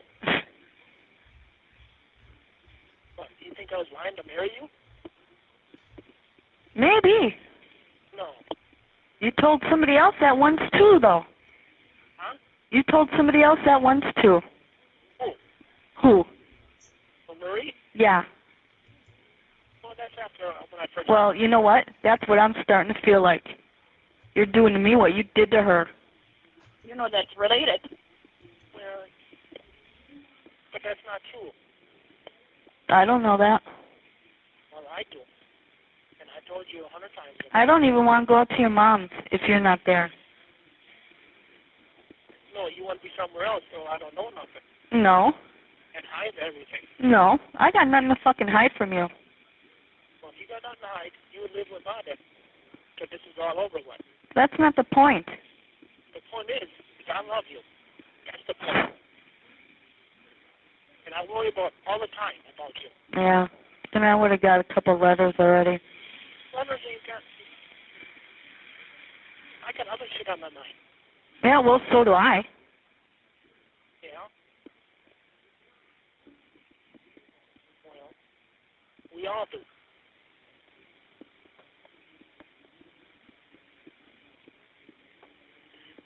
Yeah, well, right about now I could use some things besides this one fucking... I feel like I'm on a one-way road in a relationship. But no, you ain't. And prove me wrong. You ever asked Bob for some more money? How? I can't get a hold of him. Why? How? With a letter? I don't know where to mail it. With what envelopes? You ain't got none? No. Is somebody up there got some? I don't know. Not really, no. I got 2 now. You got 2. I got all my other ones, but I don't know if I can use those. Besides, I don't know where to mail it. And I don't have much paper left. Figure out where I can drop off a little money for you then. I don't know how. Under who? You figure that out then. Because I was planning on moving. I want to be by myself. No. I don't want you by yourself. Hey. Hey. What? Love you. Well, I love you too. You're the only thing that I want. You hear me? I hear it, but whether it registers or not, I can't answer that. Well, that's up to you. It's your brain. No, it's my heart. Well, it's still your brain. No, it's my heart that's been hurt too many times. I haven't hurt you. Yeah, you have. With Marie. No, that too. And when you keep on bringing up her. That too, but with that letter. It was just like you doing Marie all over again. No, I won't. She doesn't come here anymore. She's not allowed to. None of them are. Yeah, they can't even come over. That letter was hurting me just the same. I don't have any grandchildren anymore. None. Yeah. I'm a loner. And don't worry about that letter. That letter don't mean nothing to me. Then you shouldn't have done it. I did it. You shouldn't have did half of this shit to me. And make me look like I'm a crazy son of a bitch. No, actually I wasn't. You weren't. No. So tying you up, having For sex, yeah. Just like you told me the shackles were for. you know, I told him we tried it. We liked it. And that was that. I told him I tied you up too. So what?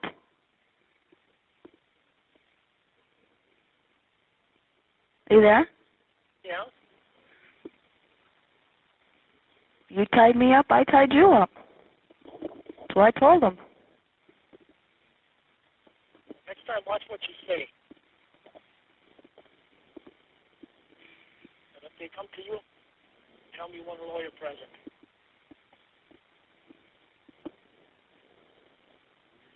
I miss you. You hear me? Yeah. You got 30-some days left. I know what I got left. Yeah. You got to be good. I was thinking about fucking up so they take away my good time. No. I don't want to go. Because I want you by Mom. So you can help Mom. So we can get more done. Maybe I can get out. All right?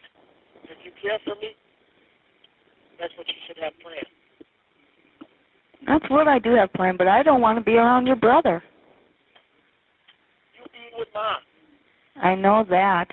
and in the house. I gotta go outside to smoke. How are you going to afford to smoke? Oh, I'll figure it out. No, you don't need to smoke. You can give it up. No, I can't. Yes, you can. You are now. No, Huh? I ain't giving it up. What? I ain't giving it up. Well, why not? You wouldn't even do it for me? I gave up drinking. You gave up smoking, too. Not now. Not, how are you going to afford it? I'll have Bob bring me cigarettes. You're going to get Bob involved again. I'll figure it out. I'll get a job. Yeah. And how are you going to get there back and forth? I'll go to work with your sister. I'll drive. Who knows? No, you can't drive. I can do whatever I want. No, see, then you want to go back again. You don't care for me. Yeah, I do. No, you don't, because you won't be doing this then. We need money, don't we? We'll get money. When you get out, we'll get the computer back. We work on there. We ain't gonna get that back till after the trial. Probably be better off getting a new one since it's gonna be all ripped apart anyways. Then we'll buy a new one. With what? I got somebody out there that got some money. Mhm. How do you think I'm talking to you? Your mom's telephone. Yeah. I got about $4,000 already. This call was from the Calumet County Jail. This call may be monitored or recorded. What did your lawyer say? Oh, not much. Huh? Not much. What did they say? Probably get just less probation. Well, yeah, that's what would be good. That's it. I'll probably be taken care of by the time I get out. Huh? Probably be done before I'm out. Oh, really? Probably, she's hoping. Well, that's good. Maybe I'll off a year or two. 1. One? I'll put you down to 3. She's on your side. She thinks you're innocent. Oh, yeah? Yeah. Is that what she said? Yeah. lot of people do. She's hoping they'd let you out on bail. Huh? Hoping they'd let you out on bail. Milwaukee ain't getting that much coverage. Oh, no? No. We're going to have to get more down that way. What? What? I didn't see it. I have a call coming in. Oh, don't worry about it. Well, honey, I really do love you. Yeah, I love you too. You're my future. You understand me? Honest to God. There ain't nothing else I want except for you. You hear me? And believe that. There ain't nothing. Is she on there yet? Yeah. Well, when do you want to call me next? I don't know. Monday? I guess.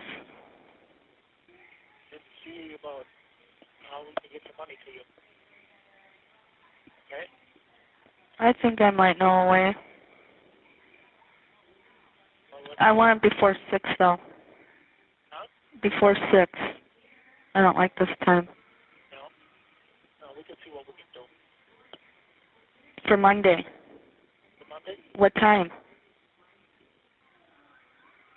3 o'clock? 3? Yeah. All right. I really do love you.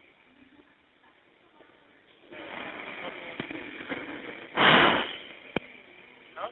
I couldn't hear you. Somebody was flushing the toilet. Oh, I said I love you. I love you too. Don't worry about this case either, because I didn't do it. I ain't worried about it.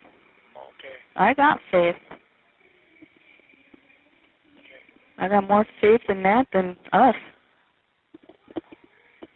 Not me. I do. I know about us. I don't. I do. I do. Because this is all what I'm living for. You want to know something? What? I was going to commit suicide if they would have let me go home. Yeah? Yep. I think you're going to do something stupid. I don't believe you. Fuck's sake. I'm going to go.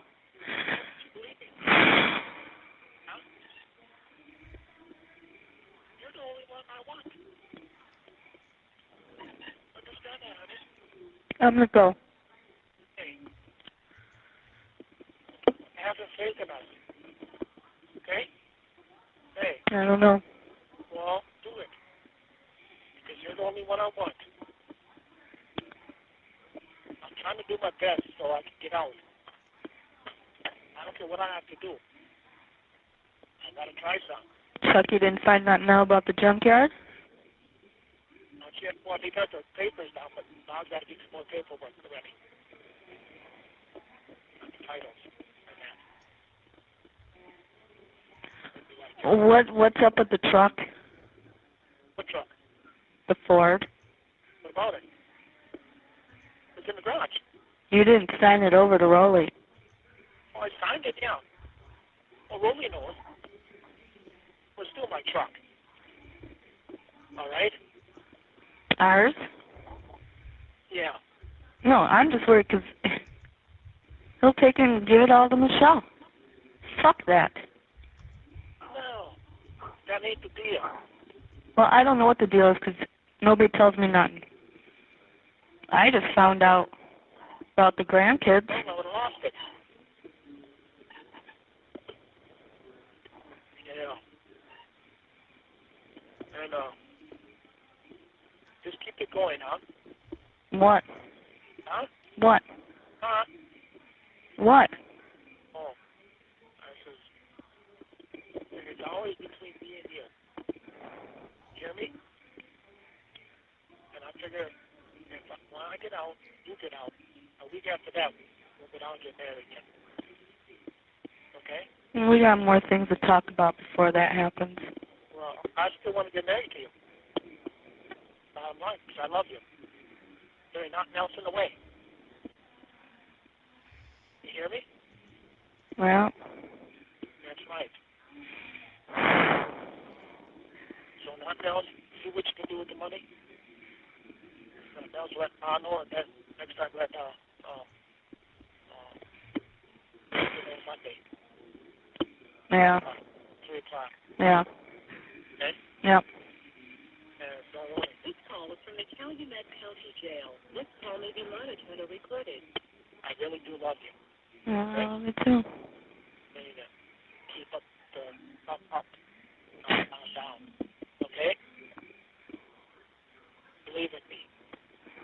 If you believe in me in this murder case, believe in me in this other thing too. You understand? Huh? Yeah. All right. It'd be easier with the cigarette.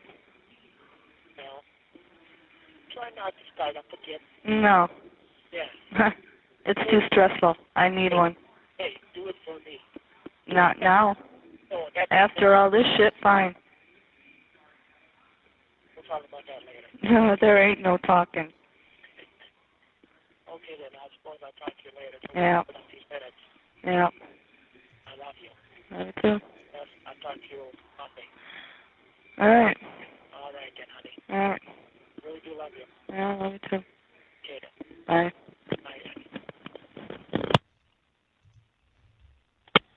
Thank you for using Evercom.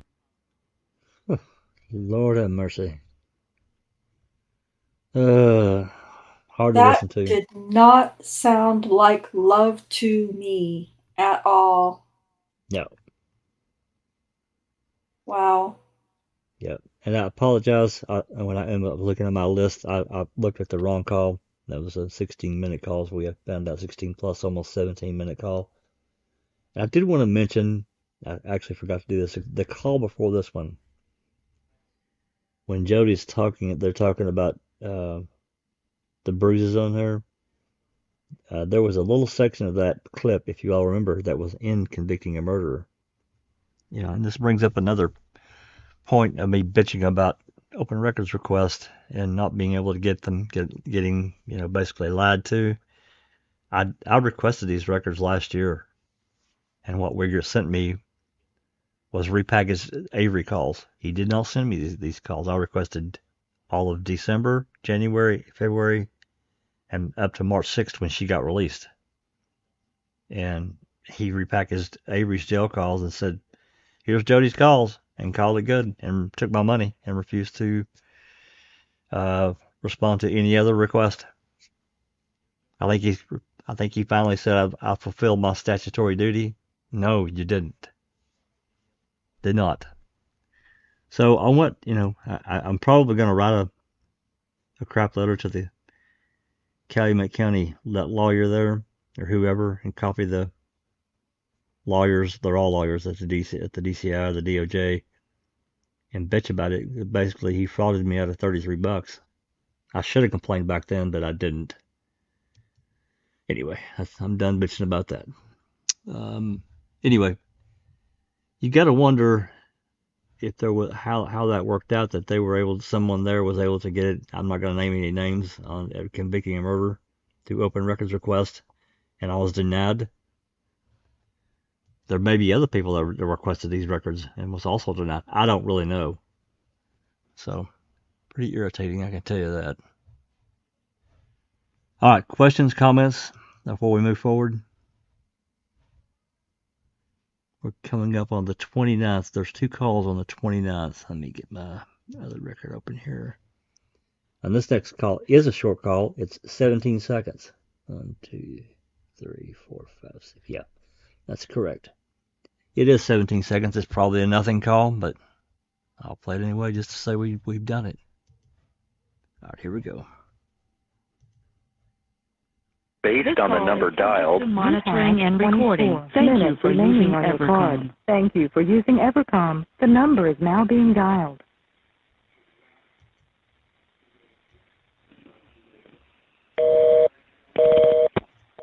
Thank you for using Evercom. Okay, this next call is also on the 29th. This is at noon, 12 o'clock. And it is 5 minutes and 54 seconds. So let's get to it. Here we go. This call is subject Based on the number dialed, You have 24 minutes remaining on your card. Thank you for using Evercom. The number is now being dialed.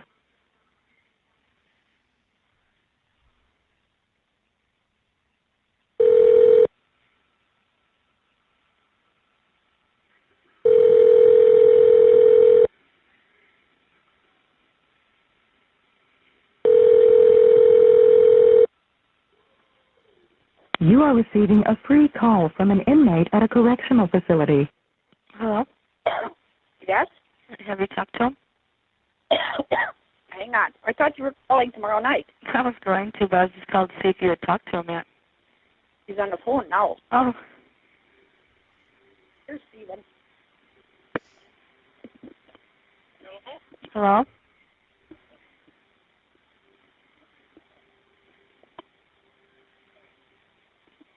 Hello? Hello? Hey, Ah, what are you doing? hey. What a surprise. Yeah. Yeah.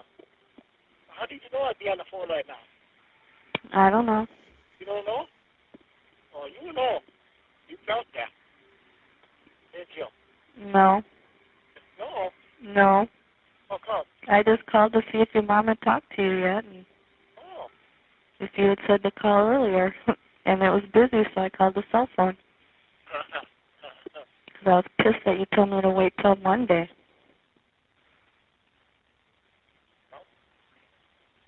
I love you. I love you too. I'm going to send you an elephant. Huh? I'm going to send you an elephant. Oh, yeah? I want it. Oh. I talked to that woman from New York last night. Huh? I talked to that woman from New York last night. Which one? The one who was doing the investigation a little bit. Steven, there are tapes. I don't care. Did y'all catch that? This is another call, part of at least a part of the call that ended up in convicting a murder that I couldn't get. What Say, did Mom say? Stephen, you're being taped. Oh. And he said, I don't care. Interesting. I'll back it up just a tick here and we'll go again. Here we go. The woman from New York last night. Huh? I talked to that woman from New York last night. Which one? The one who was doing the investigation a little bit. Steven, there are tapes. I don't care. I do. On your side or on their side? My side. Mm. Anything good? Sort of, yeah. Huh? Sort of, yeah. I don't want to get out and marry you. A little bit about you. Huh? A little bit about you. Mm.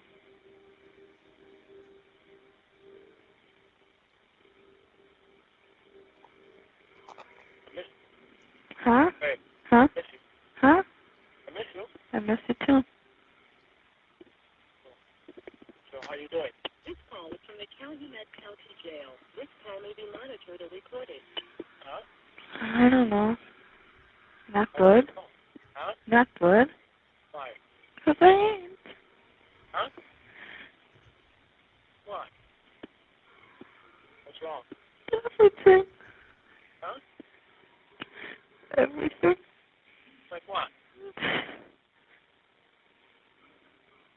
Like who you talk to? Nobody. Oh. Well, then you got nothing to worry about. Yeah, everything to worry about. Need a What? cigarette. You don't need a cigarette. Yeah, I do. Oh, you don't. Yeah, I do. No, all you need is me. I need a cigarette. No, you don't. Yeah, I do. Then I need some good fucking pills. Huh? What? Then I need some good pills. No. It's one or the other. I got a pill for you. No. I'm either gonna smoke or I'm gonna go CC and get put on depressants. I think I'd rather smoke. You can do that too. I'll let you do that. What? Hello? I can't hear you. I can't hear you. Well, it's hard. My fingers. I know. Mom, I can't hang on to it. You leave that too much time on this card, do you? I don't know. I just called to see if you would call. I'll call you tomorrow again. 3 o'clock? Yeah. I love you, honey. I love you too. Very much. No, I guess I'll see you, I'll talk to you at 3 o'clock. Yeah, I'll see you then too. Huh? I'll see you then too. I can't hear about it. You there? Okay? No. Okay? Yeah? Oh. Now. Okay. I guess I'll talk to you at 3 o'clock. All right. Okay? I love you. Love you too. Don't worry. Miss you. You too. And don't worry about us. It's forever. Yeah. Then you better start sending me letters. Because I don't know what to write to you. No, you get one. I want more than one. I only can do one at a time. I can do more. I know you can do more. All right, I love you. I love you too. I'll talk to you tomorrow. Okay then. Bye. Thank you for using Evercom. Well, here's another one. Turn on the tears, turn on the emotion, yada, yada, yada. Same old, same old. But again, another, like I said when I interrupted, another little clip that ended up in convicting of calls that I couldn't get. I don't like it. It's wrong for a records custodian to pick and choose who gets records and pick and choose who doesn't. I had a legal claim, just like whoever else requested these records. It's wrong. Yeah, and that's indicative of really how a lot of this case is. It's just wrong, right? Just an opinion. All right, anybody got anything before I move on to the next call? Rhonda, Beverly? Well, Jack, I don't think it's an opinion. I don't think that what you're saying is an opinion. I think that's like it's a legal issue. Definitely. And I remember before Cam came out discussing, that if we see or hear things in Cam that you have FOIA'd but have been denied, I think Yep. there's a legal claim for that. And it's not because I'm a litigious person. I've never sued anybody. I don't intend on ever suing anybody, but that's a pretty severe, if I understand the laws right, that's a pretty significant violation of the law, of the FOIA laws. It'd be interesting when you write to whoever you write to like put in use your previous requests and I'm going to. I've got all that saved. And the fact that this was and at this mark in this episode of Cam, so what the hell, Exactly. And yeah, I mean that person, if it was indeed, Sheriff Wiegert at the time that ultimately, because he's the one that signed the letter that did this. I mean, he's out of office now. What's going to happen there? It's going to say, okay, well, oh well, thanks. And it's not really about the money. It's not. It's $30. Who cares, right? No, it's the principle. It's the law of the thing. It's their law. It's their law, right? Yes. So I mean, I don't know. It's pretty damn irritating. It's pretty damn irritating. I can tell you that. Yeah. Okay. Let's move on with these calls. I'll have to get through as many as we can. We're not going to stay here too late tonight, but I would like to get through several. We're moving forward to there's one call on the 30th, and I guess this is the call where they were just talking. It's at 14:56. So I'm going to guess. Let's see. 4038. I'm going to guess she's calling Mom's landline or cell phone. It's one or the other. And this call is, let's see, 2, 3, 4, 5, 6, 7. Are we on call 9? I'm double checking here. I don't want to tell you all wrong again. Yeah, we're moving to call 9. And according to what I've got here, call 9 is,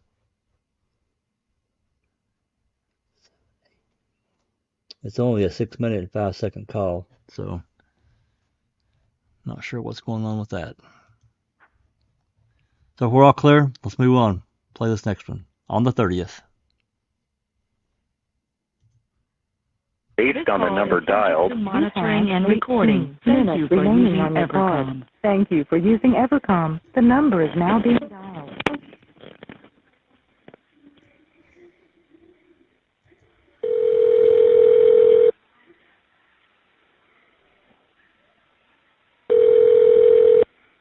You are receiving a free call from an inmate at a correctional facility. Hello? Yeah? Yeah? Hang on. Okay. Hello? Hello? Okay, now talk. Hello, honey? Hello? Hi. I love you. I love you too. Still haven't gotten nothing from you. No? No? Oh, you should by Wednesday. Huh? I said you should by Wednesday. Did you get mine? I just got it today. Did you like it? Huh? I did color pictures on it, didn't I? On the letters? Yeah. Yeah, there's some stuff on it. Oh, yeah, that's right. The poems. I didn't read it yet. Figures. It's not that long. I was laying down. I got a headache. Huh? What? I didn't say nothing. Oh. How long you got left? 34 days. I didn't say that. On the phone. Oh, I have no idea. But Thursday, she'll let me know tomorrow, and she said most likely Thursday we can put money in this one girl's. And then Friday I'd get them. Wednesday night or Thursday. Because she's got to wait for her unemployment check.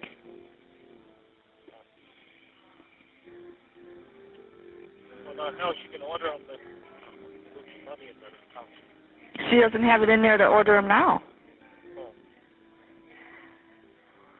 Well, when she's going to get a check? She said by Tuesday she usually does. But she doesn't come back till 7 o'clock at night, so I won't know till later, tomorrow night. You know? Okay. This is it because I get out pretty soon. That's it. For calling cards. We'll make these last because I get out pretty soon. 34 days. I know that. And I wanted to call now at this time because Joy's not in here. She got moved back in here. And she's gone now, so I'd rather talk while she's gone.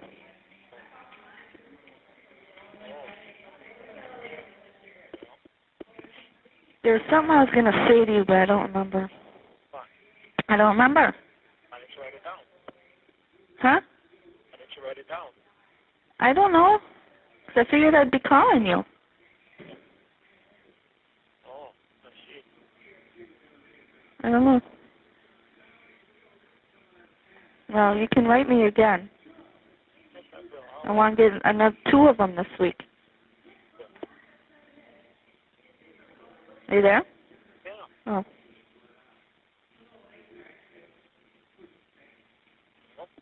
Huh? Yeah. I don't know. Ready to suck it dry? Huh? Ready to suck it dry? What? I don't doubt it. Huh? Only for cigarettes. No. Yep. No. I ain't giving that up. This call was from the Calumet County Jail. This call may be monitored or recorded. Huh? Huh? Why not? Why not what? Ain't I gonna suck it dry or I ain't giving it up?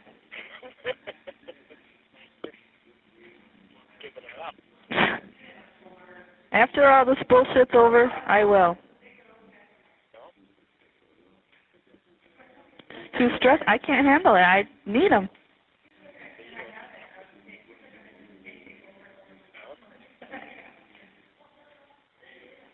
Well, It's either that or I get a tattoo. oh no, Well, then the smoking. that's out of the question. Then the smoking. Either smoking, tattoos, or pills. No. Well, you can have your pills. I don't want the pills. I don't like them. Smoking calms me down better. And pills are more expensive than smoking, so we'll stick with that. Huh? Huh? No or oh? That's what I thought you said. So, you think you have another time on you? Huh? Think you have another time? I can't hear you. You say you got another time? To call you? Yeah. Yeah, if we hang up now. Well, let's do that then. All right. Say Wednesday. Wednesday? Say 12 o'clock? Noon? Yeah. All right. Right? Okay. Okay then. I love you. I love you too, honey. Miss you. You too. Whole bunch. Yeah. Go give me a kiss. Okay then. I love you. Talk to you Wednesday. Bye-bye. Thank you for using Evercom. That's difficult to get through. Goodness gracious. Okay. Yeah, there was definitely TMI on that call. Yeah. That's the kind of stuff that I don't want to be hearing.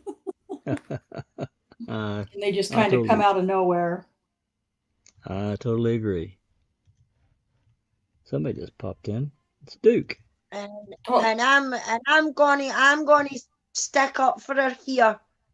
I'm a smoker, and it's the only thing I do. I don't drink. I don't do drugs apart from prescription. It's the only vice I've got. It is the only thing that can calm me down sometimes. And Stephen knew she was a smoker when he got with her. So I do say, fuck you, Stephen. When it comes to the smoking side of things. But like I say, that's just because I'm a smoker.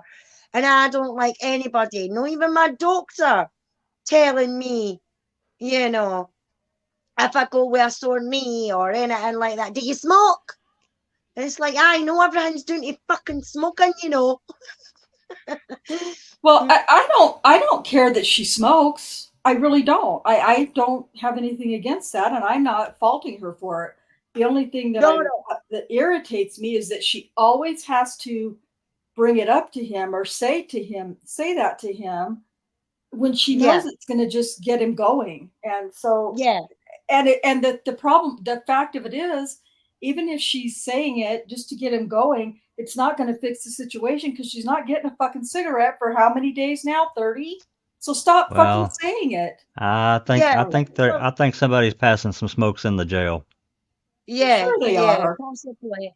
But I mean, one thing I will say to what you just said, though, Rhonda, if I was in the situation and I had the willpower that I didn't have a fag for 30 days, I would probably stop. Yeah, quit. You know, I'd probably quit. But when it comes to smoking, I'm like Jodi, you know, with Stephen saying here, you know, you need to quit, you need to stop, everything like that. It's like, to you, Stephen, you know what I mean? Right. No, but you see, Stephen is doing it for the right reasons. She needs to stop saying to him, I need a cigarette then. If she doesn't want to hear it, stop saying it to him. Exactly. But she's taunting him for some fucking reason with those cigarettes, as you said, to, you know, piss him off. But I also he's probably been after her, Neverly. I understand that, but I also think that she is using that some kind of in a weird leverage of sort. I'll do this if Yeah. you get me that. You know what I mean? Right.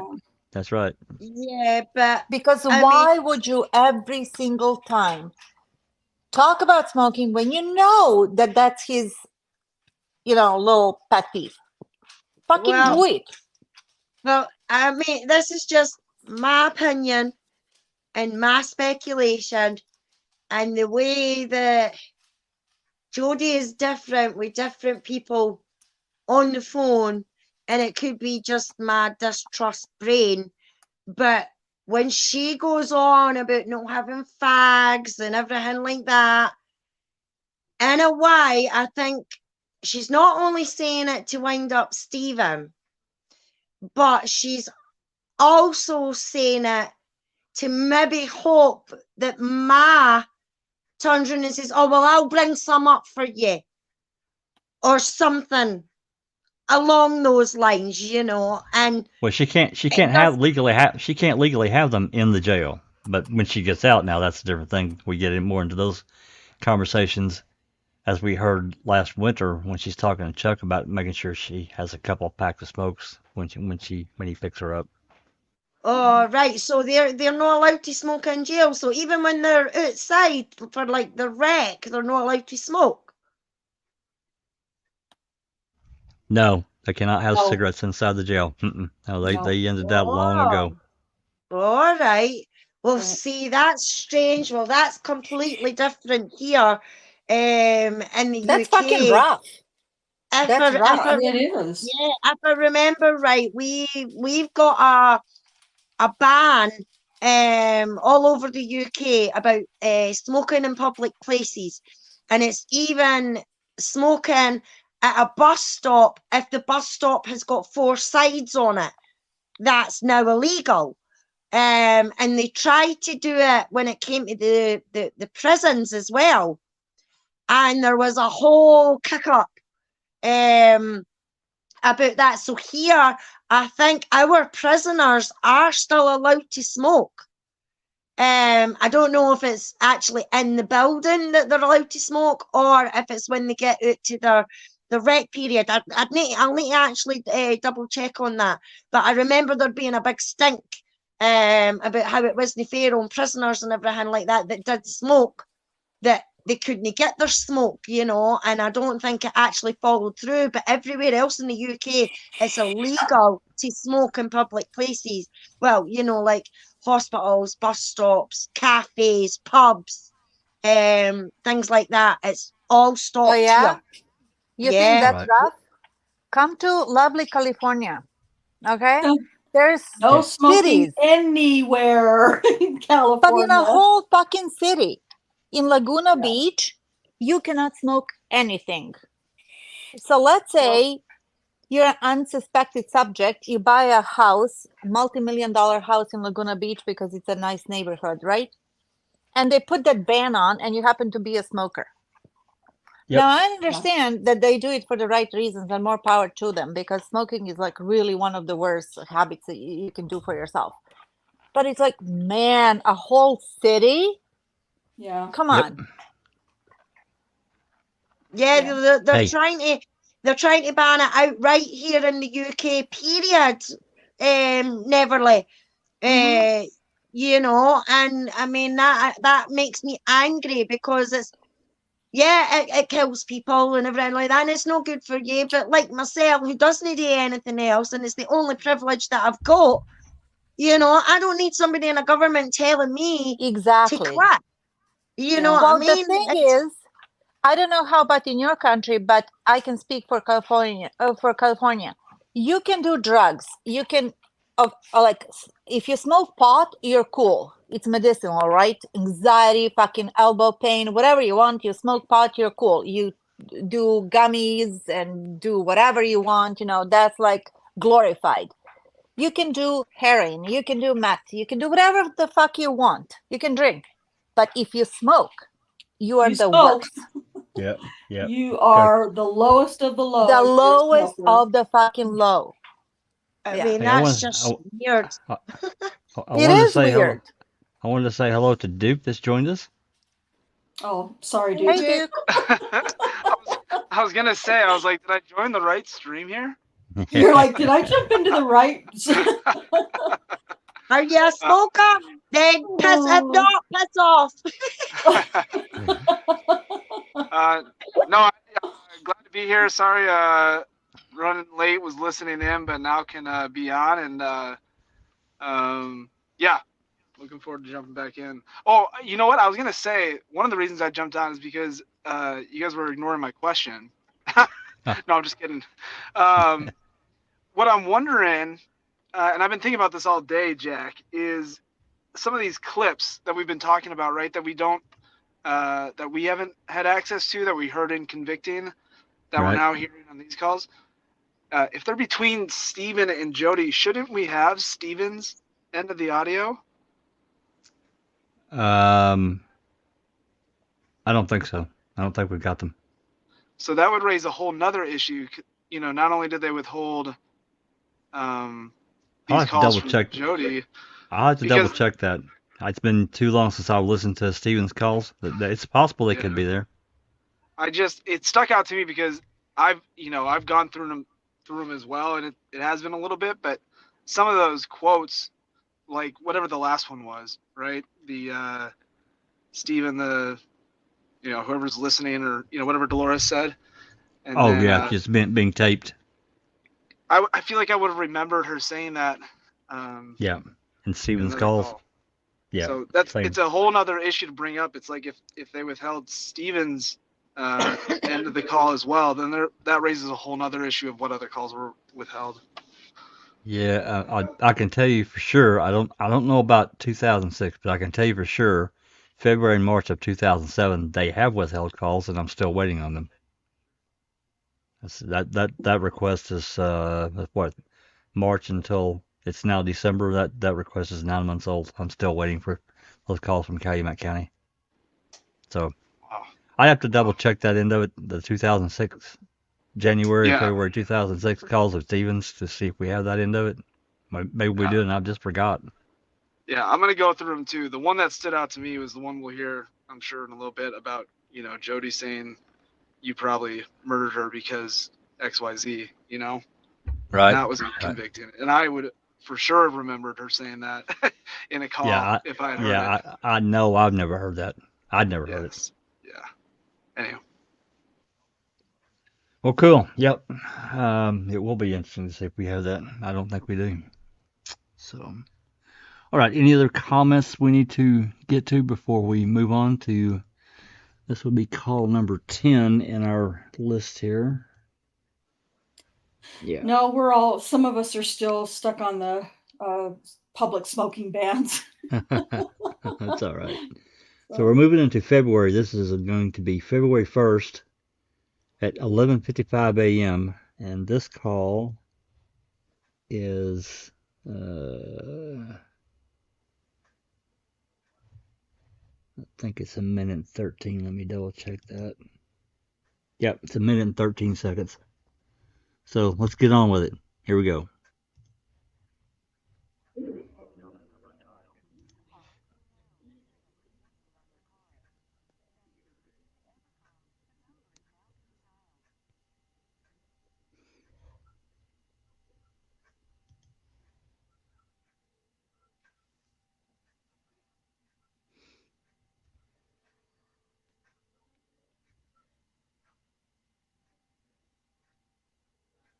Jack, you're not sharing your screen.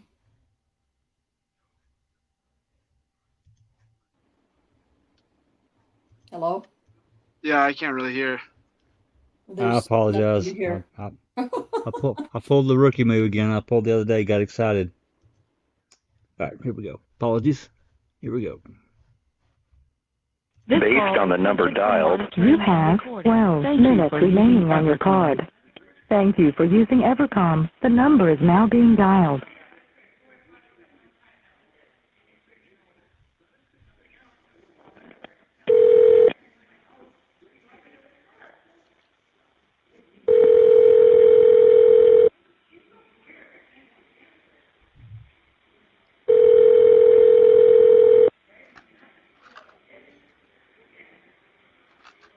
You are receiving a free call from an inmate at a correctional facility. Hello? Yeah? Yeah? He hasn't called on it yet. Huh? He hasn't called on the other phone. Oh, How many minutes have you got on I have no idea. Oh. I don't know. Otherwise, call back on this one in about 5 minutes. Okay. See if he calls that one. I'll call collect on your phone and let it ring once. If it's busy, I'll know to call. So if it rings more than once, then it's him. Oh, yeah, okay then. All right. Bye-bye. Bye. Thank you for using Evercom. Okay, so they're preparing for another call. So let me mark that one.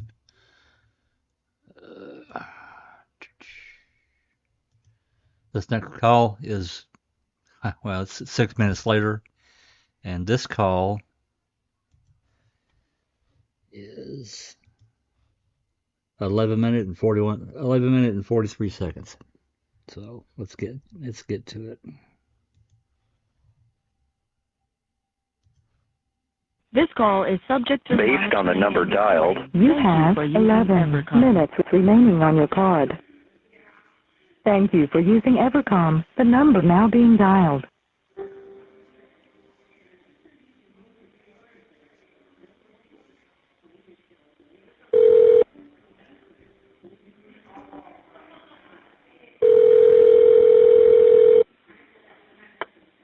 You are receiving a free call from an inmate at a correctional facility. Hello? Yes? Yep. Yeah, hang on. Okay.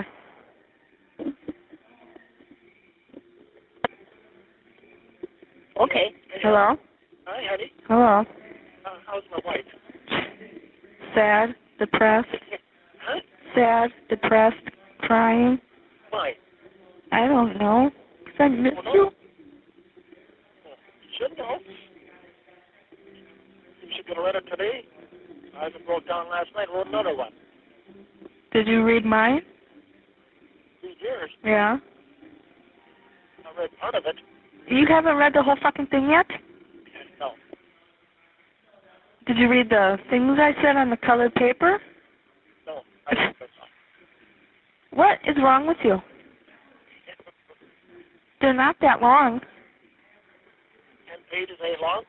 No. It is cool. That gives me something to do a little bit here, a little bit there.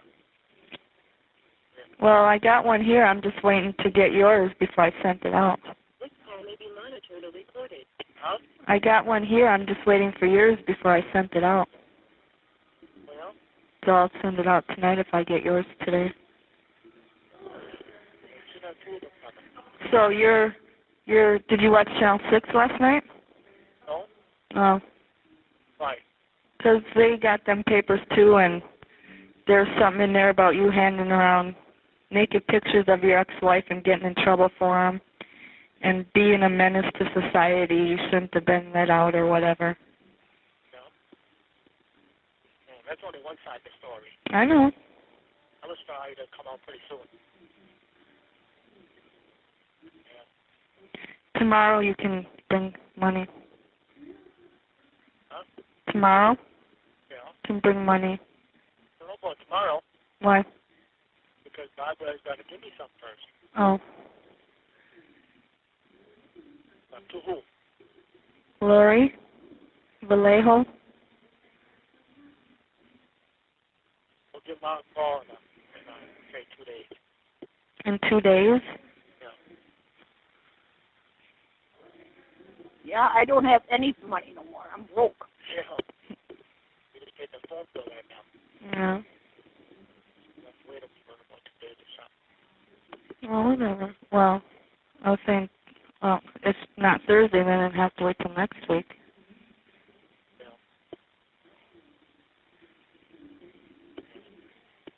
Yeah, give Mom a call in 2 days. All right. Barbara maybe first gets paid Friday. Yeah. I don't know. I don't know. How much time you got left on here? I have no idea. $5.50. And it says the minutes, but you can't hear it, so I don't know. Steven's got to keep his minutes down anyway. Yeah. I love you. I love you too. Miss you a lot. Talking to the jailers. Huh? I was talking to the jailers. Huh? What? What? You moved, huh? Yeah. Right? Yeah? Oh. What about the jailers? I said I was talking to them. About? Oh, these shackles, I don't have to wear these shackles out. Mm. They might move somebody in here, but not right now. When you gonna get out? Huh? When you gonna get out? As soon as this paperwork is done. It's not done yet? No, they want more stuff. Now we're going to give it to them all. Yeah. I just want you home when I come home. Yeah, me too. Should I stop crying again? Huh? What? What? What? Oh, I'm crying, God.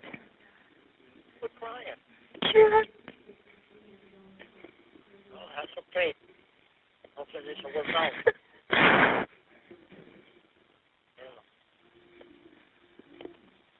Hey? Hey. Hey. What? Oh. Huh? What? What? I can barely hear you. What? What? What? But you're crying. It's a little hard. Yeah. Yeah, I know. Sometimes it's rough. Yeah. So, are you scared to come home to me? No. Not to you. Why would you ask a stupid fucking question like that? Well, that's what I heard. No.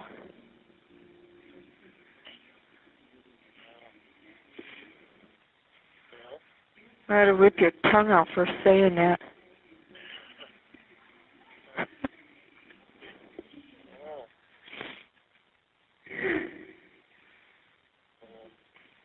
There's nothing else going on? No. You talk to nobody else? Huh? No. You talk? Huh? No.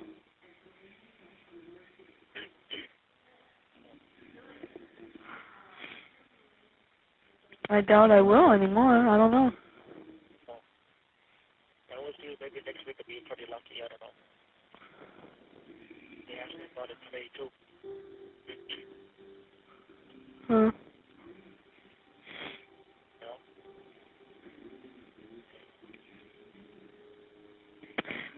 Who would tell you that?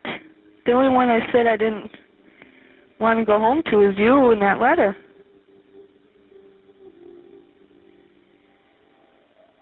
You there? Yeah. Well, are you there? Yeah. Yeah, so you got 2 pages coming now. Ooh. You got to write another one. You might get 3 this week. Ooh. And it'll probably be next week by the time I get the other 2. Huh?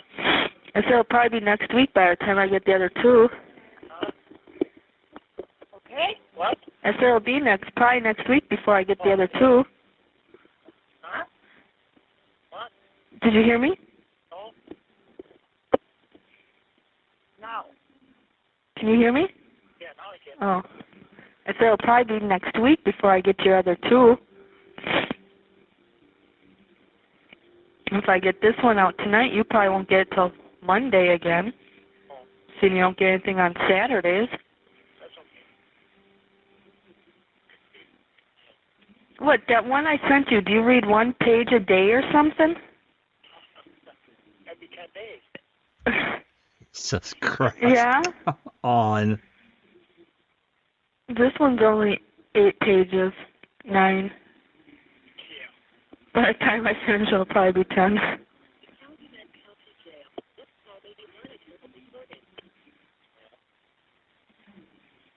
Huh? I lost you. No. Oh, too late. I'll do it at nighttime. What? Oh, What? Huh? do it at nighttime. What? Sometime after 5 o'clock. What? Call you? Yeah. Tonight? No. I said in 2 days. Oh, I can't then. Why? With what? Hold on. That way she can write down that girl's name. Oh, call your mom. Yeah. At 5? After 5. Well, yeah. I was going to say dinner comes at 5. On Thursday, I'll call. Oh, tomorrow's Thursday. Friday, call her. Right. What's that beeping? I don't know. I don't hear nothing. I think that's your phone, Stephen. Oh, the battery. I didn't switch batteries. That's why. I don't even hear it. Both of them go dead. I've been gone all weekend, all morning. What'd you make for lunch? I had wieners. You had wieners? That doesn't sound too good. Better than meat and noodles. Yeah. Something different. The girls over here want wieners. Yeah, I bet they do. Huh? I bet they all do. Yeah, they do. You too. Yeah? Yeah. I'm broken right now, so. Oh, man. Oh, and the day I get out, Yeah. I'll be broken. It's supposed to come that day. Oh, that's going to have to go to the side. Huh? Have to go to the side. I don't think so. Talk about the weather.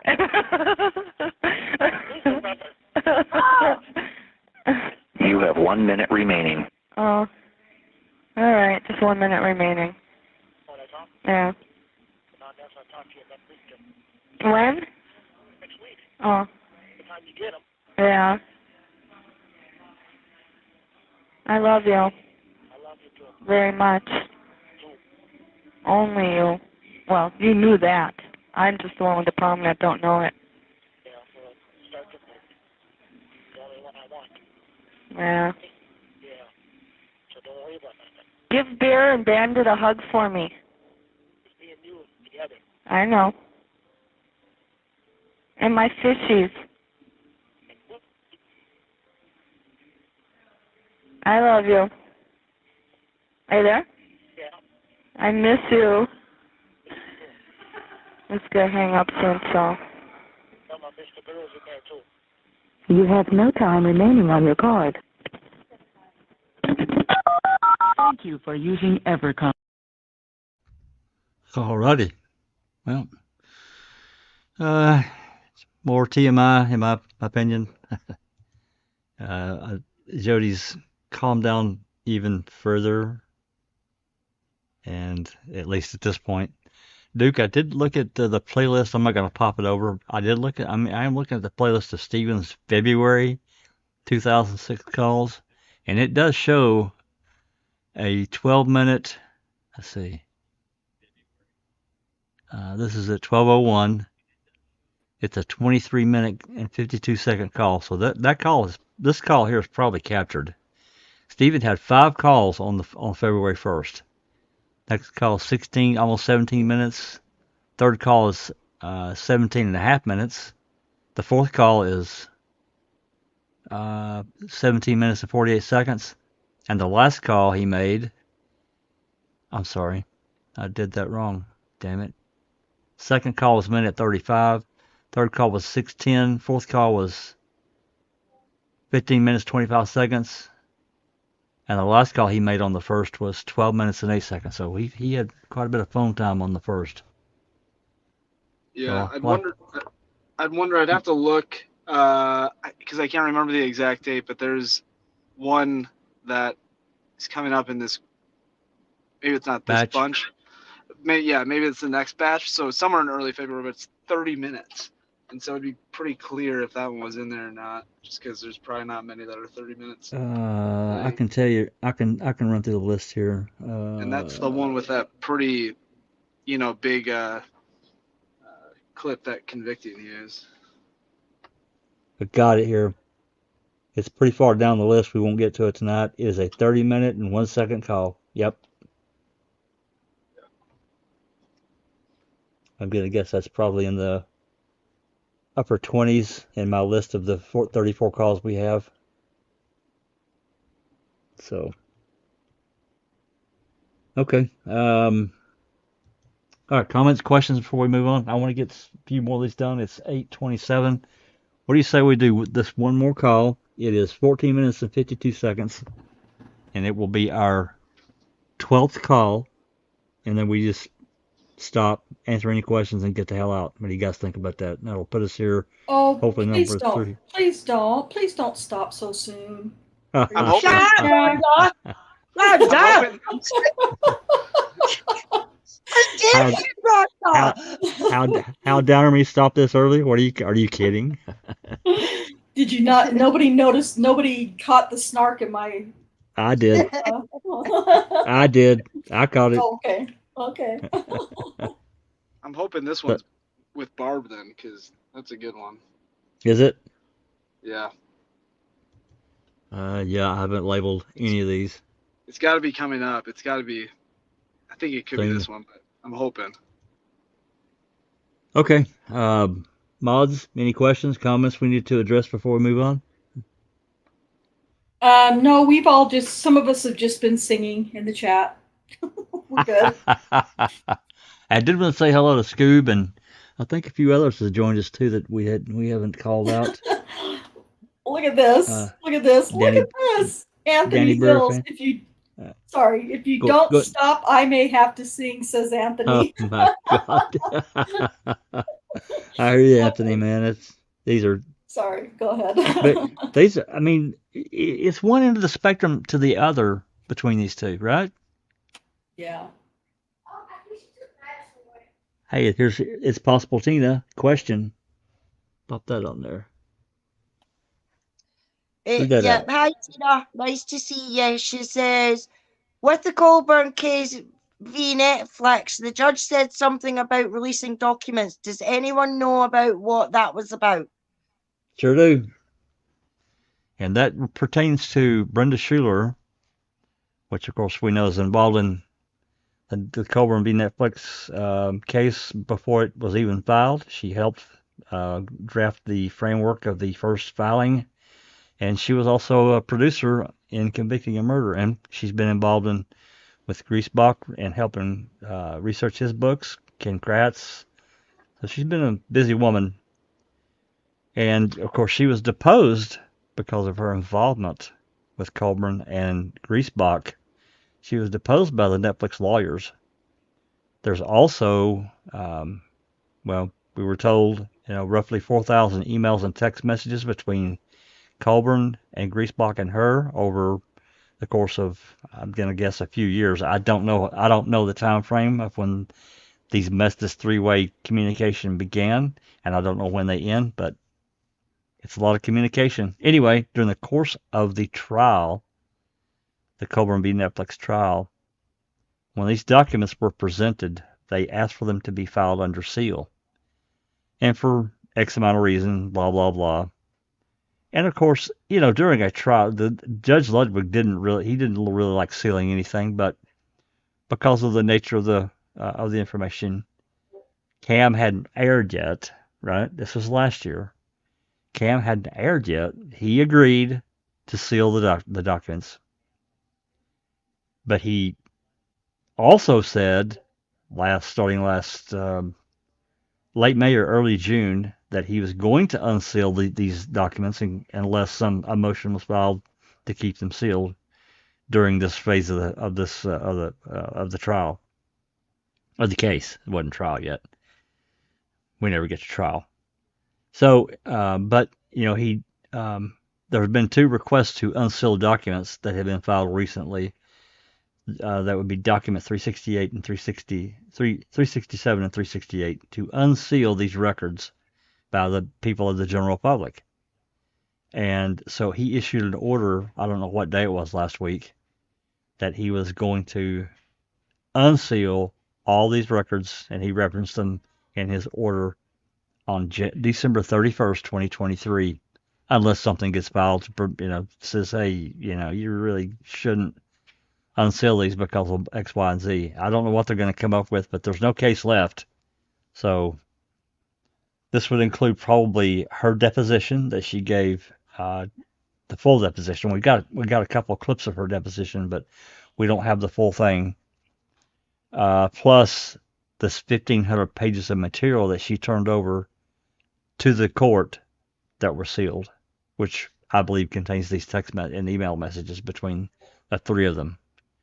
Her involvement with Griesbach specifically, because Griesbach was Coburn's lawyer, it really killed the attorney-client privilege thing. And, of course, as we all know, he resigned from the case in the middle of July last year, walked away, said, I got to get out.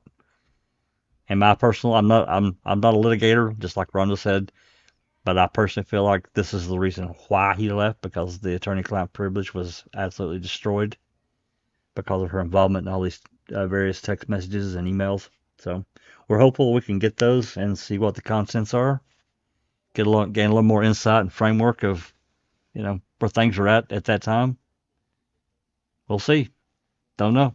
That's what that is. Jack, people Yeah. are asking, did Kratz challenge that decision? Well, he's the last one that wrote. Yeah. I can probably pop that on. You know what? I'm not sure. Let me see. I may have that.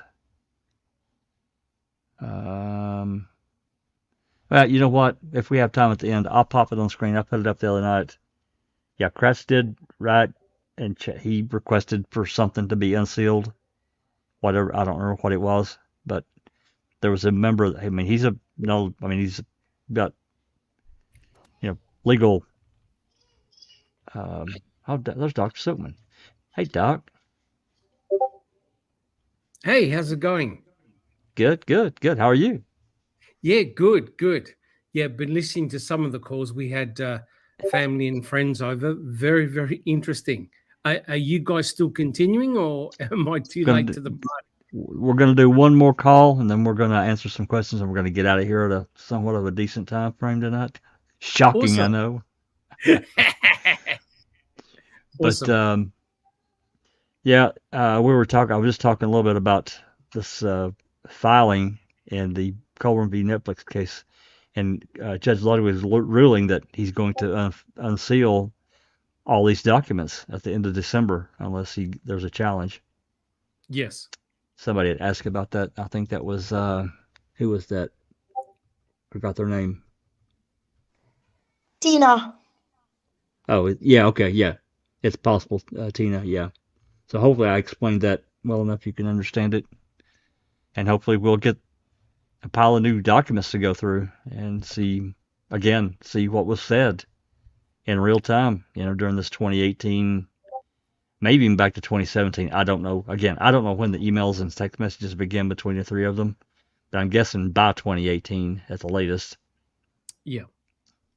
So should be fun times and interesting for sure. Well, I can see about 100 or 200 new open mics there, Jack 61. Probably it would be an extended part to cover all of those. We might have to invite Brenda Schuler along. I'm doubting that invite would be accepted, but you may be right, Doc. Correct. Yeah. Okay. Anything else, Rhonda, Alice?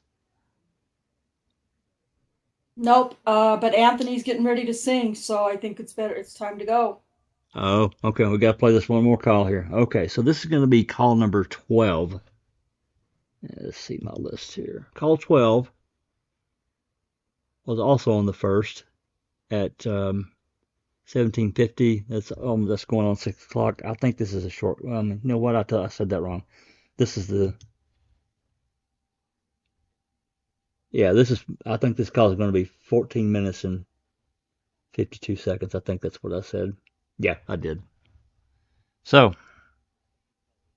I didn't take it off the screen. I was just double checking myself so I didn't sit here playing the call and you guys couldn't hear it. So, here we go. Last call for the night. This call is subject to monitoring and recording. Thank you for using Evercom. Hey, What? what's going on with you and that tramp Debbie? Why? Because answer me. What do you mean what's going on? Yeah. Are you still talking to her or anything? Yeah.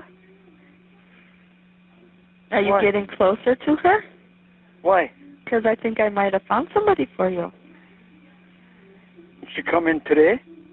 What do you mean she come in today? She come in today? No. No? 2 days ago?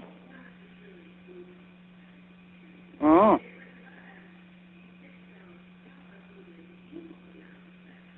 That sounds about right. Why? She had a 99 out on her? What's that? A pickup for non-payment of funds or something? I don't know. No.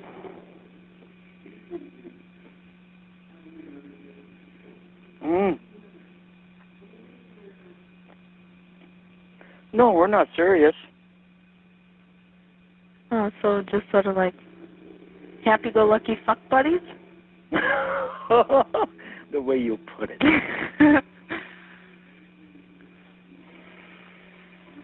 Why, what's your name? Tori?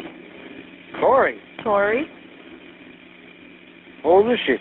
My age? Your age? 30, Yeah. 35? 36? 36. Mm. Dark hair, blue-green eyes.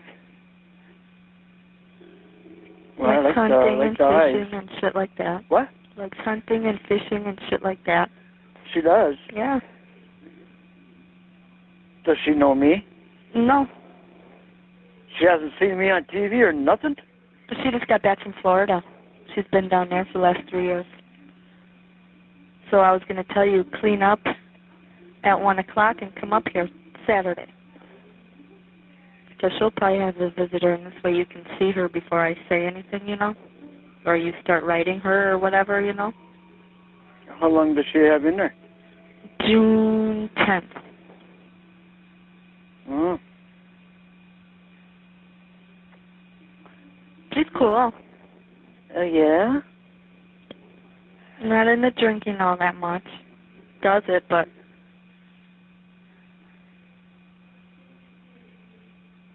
Mm. I see. But I don't think she'd put up with that trollop. Put up with what? With that trollop. Who's that? Debbie. Oh. Because she's been fucked over so many times. Yeah. And she's a lot cuter and skinnier than her.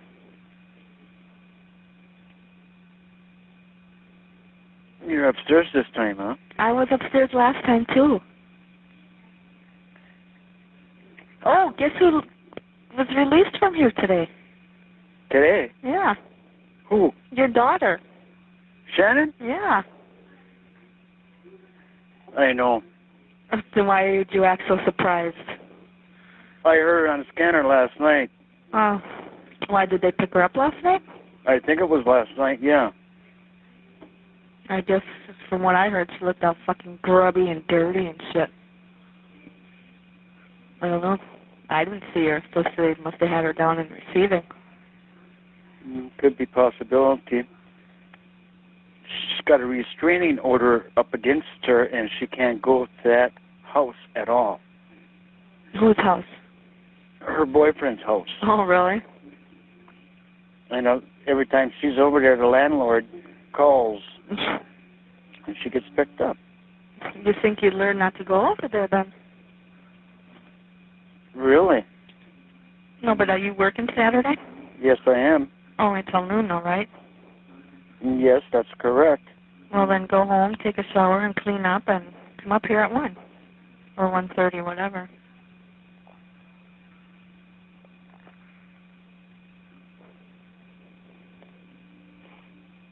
Well, I like the eyes. And I mean, blue-green eyes with dark hair. yeah, curly hair too. But she had it cut because a good friend of hers died, so she cut it all off. and it's just growing back, so she's letting it grow. Mm. But it's almost to her shoulders. It's not short now, but curly, so being in here doesn't look all the best. Yeah, what is she in it for? Battery. Okay. And she was here like 3 years ago, but they fucked up and released her. Hmm. So she went on a run and just came back to turn herself in and get this shit done with. So she's been on a run. Yeah.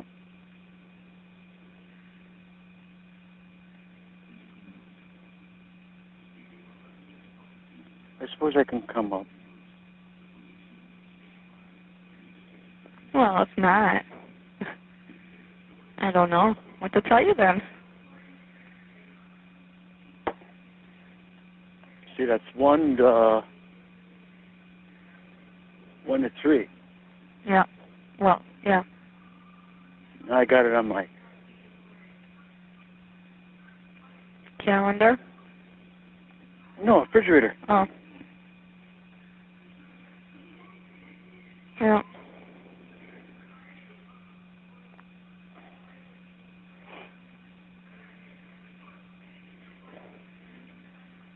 She's up there to June and everything else. Okay.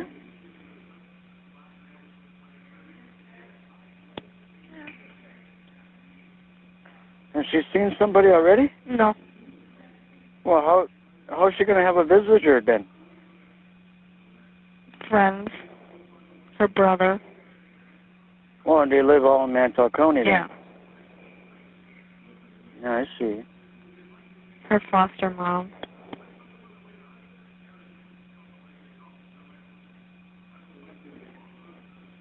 Yeah, 'cause the following weekend I'm going up north. Are you? Yeah.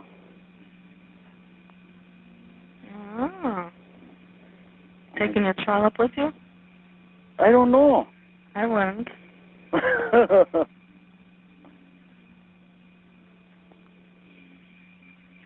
No, I get my ceiling done, insulation and stuff. Oh. Maybe take my snowmobile up there. I don't know. Keep it up there and keep one here. Yeah. 'Cause I bought a black one. Did you? Yes. Why? Why? Yeah. So you got 2? Yes. Oh. Cool. Then you have to ask me to write it. Oh. Hey, can I ride your little toy? Sure you can. Oh my God. I know, eh?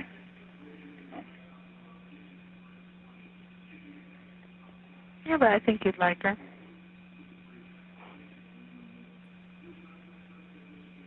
As long as it's vice versa. Oh, yeah. Of course. Well, she ain't got no place to stay right now, does she? Here? Well, besides there. I don't know.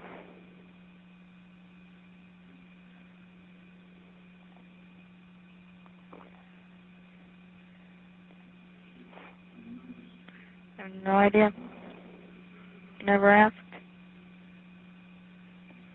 What a place to meet somebody. I know, hey?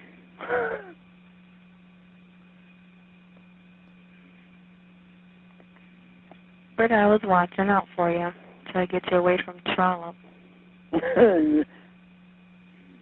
Especially if you think she's up to something.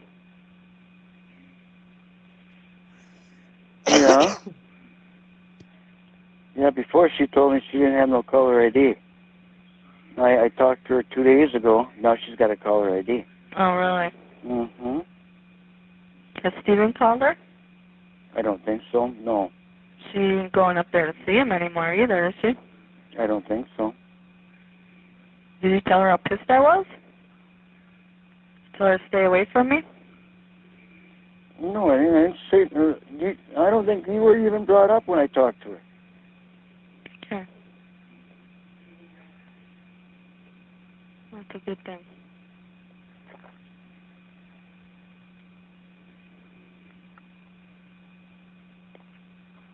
Well, maybe you'll both be out by that time.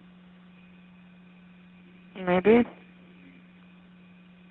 Who, him or this one? You and him. Oh, I was confused there for a minute. I don't know. I'm trying to redo my house here a little bit, getting all that frickin' shit out of here and everything else. Yeah, there's a lot of shit in there. Well, I don't mean that. I mean wipe everything down. Oh, oh, all that shit yet? Yes. Did your mom get her golf cart back yet? No. Or the skid steer? I got that back, yes. Why hasn't she gotten her golf cart back yet? I don't know. Or has the Grand Am come back yet? No. All I got back so far was my skid steer. That was it. What took so long with that? I suppose they had to go over everything really fine. Well, huh? they went over it. I mean, they just sprayed it down, to my knowledge.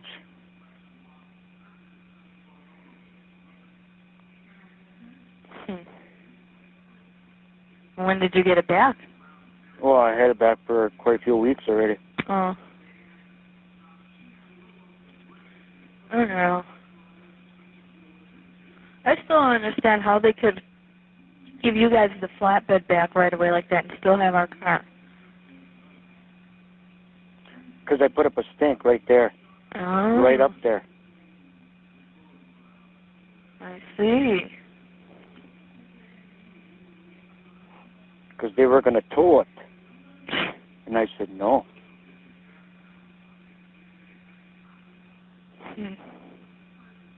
So I drove it there, and they promised me that I could pick it up the next day. Oh. So they had an officer. They called me first, and they said my flatbed was ready and everything else. And then they said, I'll have an officer meet you at 3 o'clock. I think he picked me up. I think. Someplace in there. And I went and picked it up, and I was back by, I think, 5:36. I think it was later than that because I called and you guys were just on the road and it was already dark out. It was dark out. Wasn't it like 4:30, 5 o'clock when I talked to you guys? I don't know. I don't remember either. I don't know. Well, I was there, so that would have been maybe like 4, quarter after 4. Yeah, it would have been 5:36. Because I got screwed up my road coming back, so.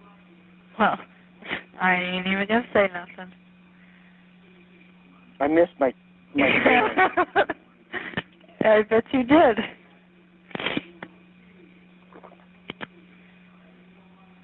I don't know.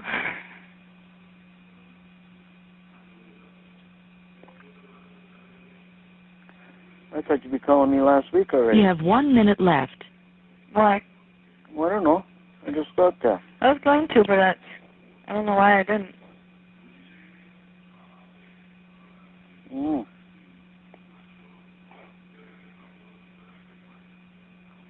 No hanky-panky when you get out. Well, of course not.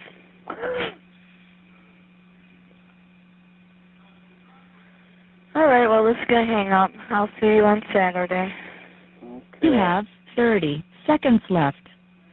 So, yeah, I don't know. I'll come up on Saturday. Okay. You do that. And we'll take things from there. Okay. So, good enough then. All righty. Yep. Talk to you later. Yep. All right, bye-bye. Bye-bye. Thank you for using Evercom. Come up on Saturday. So let's do the math here. While you guys, take your Xanax and Pepto-Bismol, and while she rides Chuck's little toy. I can't believe she freaking said that. Oh my God. Let's look this up here. This was supposed to be Not list. So that would have been February 1st. Duke, have you heard that and went and looked at what we have? Because I'm sure we don't have anything for a visit on that day. But I'm going to double check. 2006.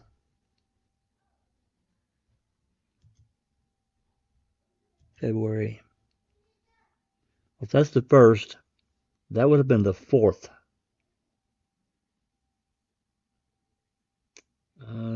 There are 2 calls on the 4th. Okay, let me check the other thing here.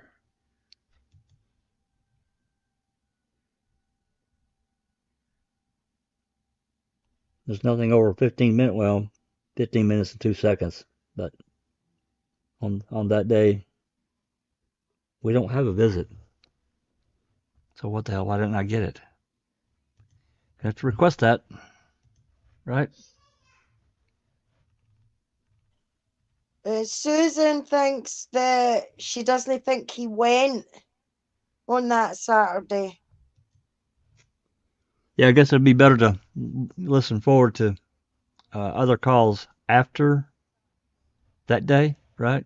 You could be right, Susan. Something could have happened and, he didn't go. Very true.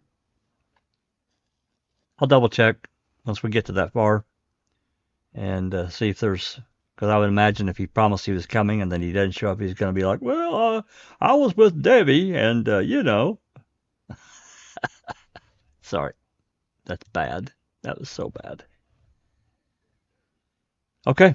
Let's turn it loose for comments and questions and anything that you guys may be thinking. Well, okay, let me not go that far. Right? We got through 12 of the 34 calls. That says 43 up. Anybody that's looking up at the top of the screen, it says 43. There's 43 files in that folder. But that's the little sound that app that will not work. That's included in every batch of calls. So it's 34 calls, I promise. Yeah, okay. Not really any questions. Not really any comments. Yeah, I don't really see anything. Yeah, I don't see any comments or questions. Okay. There was one from Anthony in the Star. I don't think we answered. I'm sorry. I'm sorry, Rhonda. I apologize. It's fine. I'll go ahead and answer this one here. Anthony, Jodi got released on March 6th, 2006. And if you remember from MAM 1, there is footage of Ma Avery going in to get her. And there's conversation, actually, because they were afraid there would be a bunch of media there, blah, blah, blah. So, March 1st, 2006.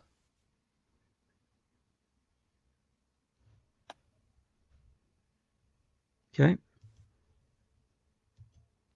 Okay. What else we got? Anything else from the chat we need to cover before we go?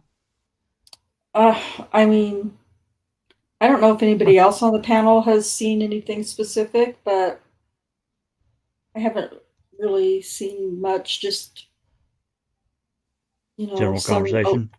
Just some, some of us being a little silly and some of us singing and Actually, some of us barfing. Actually, Jack, there's a semi-request. If Okay. possible, our mod, Duke would like to hear one call. He posted a link here in chat on StreamYard. If you could, please. Okay. He's been waiting for it all night long. He thought it was the next one, but it's not. So he posted a link. Okay, hold on.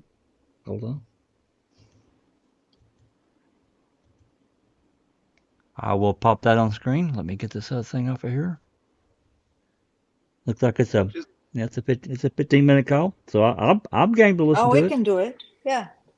It at least is one that no one's heard because it's between Jodi and Barb, and it's not a yuck fest like all the other ones we've heard. So they actually Yeah, talk tonight. about the case, and it's worth listening to. It's the diamond in the rough. Thank you very much. We need that. We've needed that. Let me see if I can find it here. Jack 61. Yep. Just on that last call, right? Now, let's get this straight, right? Stephen has been arrested for the murder of Teresa Horbach, right? He's in prison. Right. And Jodi is trying to matchmake his brother with another woman. Did I hear that correctly? Yeah. So is there some type of disconnect going on here? I mean, are they actually concerned about Stephen at all? Because it doesn't sound like it.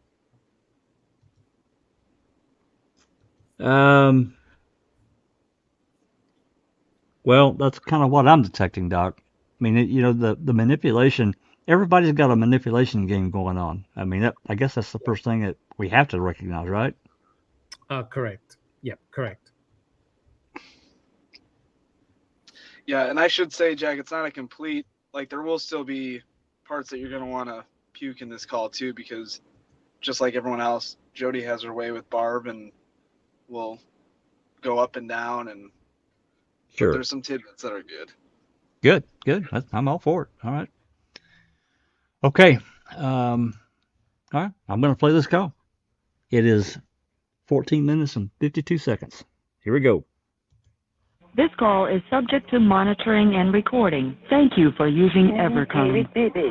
Hey, what? What's going on with you and that tramp Debbie? Why? Because answer me. Son of a bitch, I'm playing the wrong You know call. what's going on? Yeah. Hold on. It's the same one Damn you it. just played. Yeah, damn it. Sorry about that. Stop sharing that one.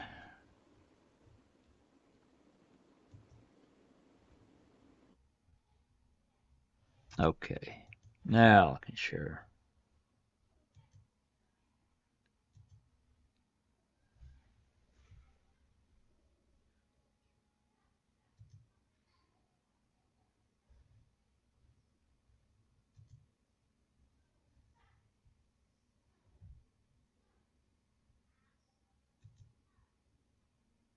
You know what? I'm going to take both these off the screen because I don't want there to be confusion again. Yeah, okay.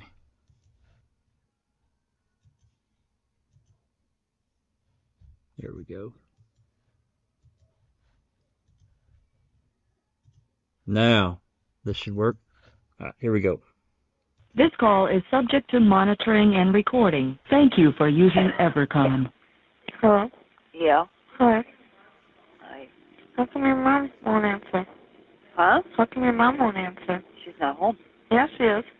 Huh? Yeah, she is. She is. Yeah. I don't know. Have you talked to him? Talk to who? Your brother. Yeah. When's the last time? Probably about an hour and a half ago. Ah, fuck. Is he gonna call you back? No. And he can't call Mom. Is he gonna call you tomorrow, do you think? I don't know. Fuck, I wish I would have known he was gonna call you.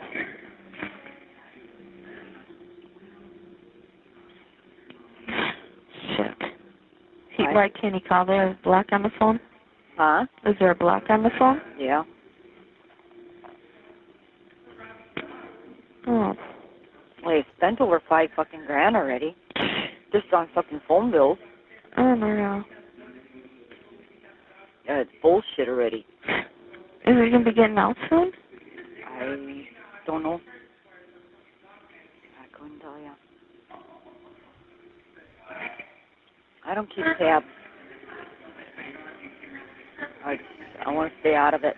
Yeah. I don't want to get involved. No? I've got my own life to live. Yeah, I know. What do you think of the latest shit going on?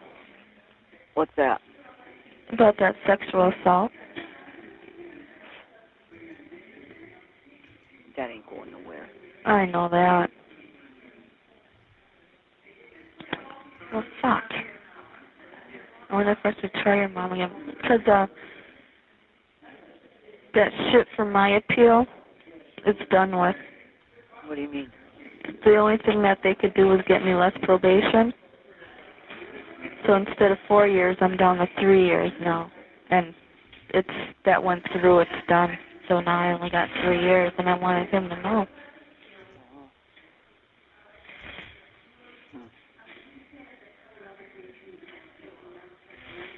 Oh, well, if you talk to him tomorrow, tell him. Tell him I love him and miss him. Yeah. I think he knows that. He wants out too. Yeah, I know. I think he just mainly wants out. So, nothing happens between me and Chucky. No. Well, for himself, too. But I'm not even supposed to call Chucky. He does love you, you know that. I don't know. Yeah, he does.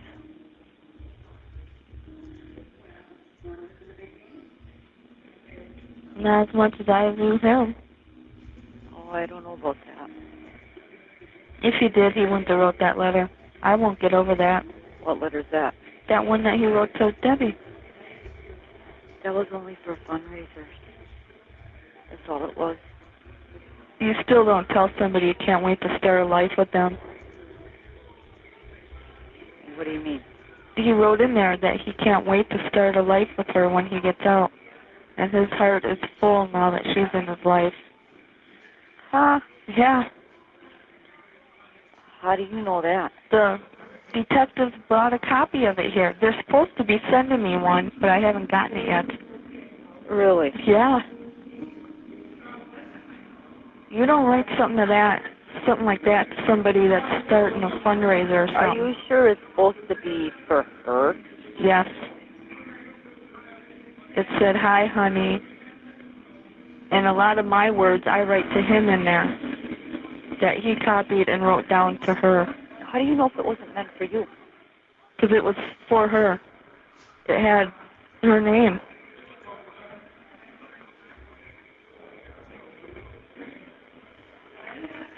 I don't know. He told me he did it. Oh, yeah? Yeah. When I told him what was all in there. If he really loved me, he wouldn't have done that. I don't know. I can't speak for him. All I know is what he told me.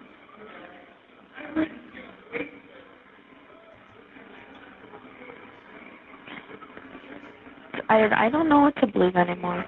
I want to believe him, but do you think he did this? Truthfully, I don't know. No, I don't. But then at times I have my doubts. But mainly, You actually think he could kill somebody? no.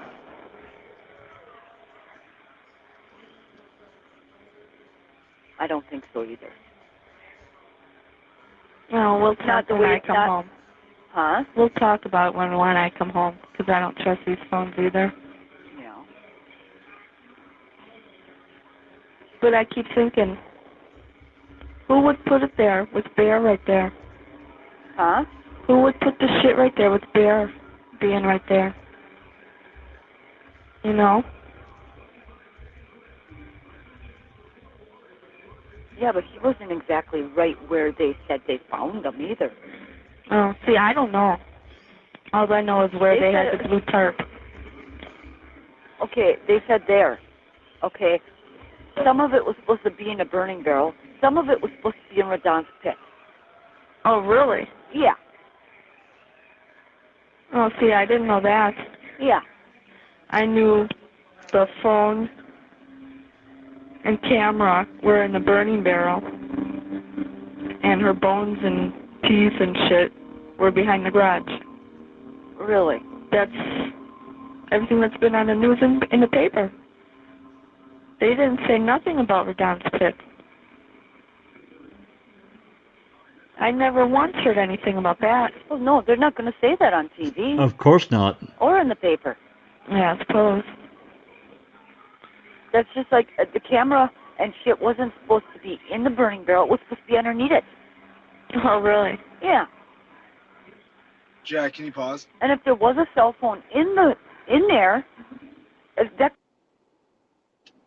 Sorry, we'll go back. But when I heard this the first time, the first thing I thought was, where's Barb hearing this from? I'm assuming law enforcement, right? Yep, that's right. So you got law enforcement telling her that some of Teresa's bones are found out in Radon's pit. Yep, But you have Kratz that says, don't look at these. that's right. That's exactly right. And to me, that's the only place that she would have picked any of this shit up from that would have been, I think, believable to Barb, right? Right. Yeah, it's. And this whole, the cell phone was under the barrel, Burning not barrel? in it? Right. Yeah, what does she mean it was supposed to be? Yeah. I know that it's the way they talk, but I think what that's does the way that mean? I think that's what she was told. I think Duke is right. That's how I took it. That's how I interpreted it is that, like, they told me it was found under the burning barrel. Yeah, another thing in Cam, and I know I'm correct, I can't remember which episode, but I think Doc, it might even be in episode 6, but you guys can correct me. The Fassbender made the statement that the phone and the PDA found in the burning barrel was Teresa's. But there's no way they could conclusively prove that, right? Am I wrong about that? No, they can't prove it. Yeah, they went to Teresa's property Right. and got the boxes.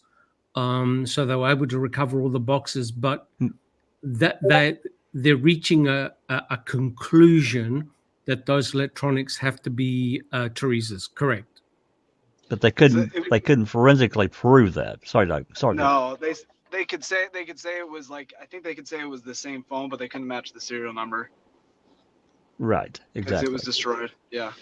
Yeah. What is interesting, guys, not to divert a lot, but they asked Roland Johnson these very same questions when he was on the stand. They asked him whether he had burnt a cell phone, I think a camera. So they actually asked him whether he had burnt any of the electronics, because you know that burn barrel actually belonged to Roland Johnson. Yes. Originally belonged to him. And what they did is that they moved the burn barrel further out because there was a complaint that the smoke used to get in the house. So that's why they actually put that burn barrel there. Correct. Yeah, it's kind of far from the trailer. Go ahead, Duke. What's the data of this phone call? This has to be, I was actually doing the math, and it looks to me like this date has to be, wrong thing. It has to be the 6th. If the order, yeah, 6th of February. Yeah. So this is before Brendan. Yes. Correct.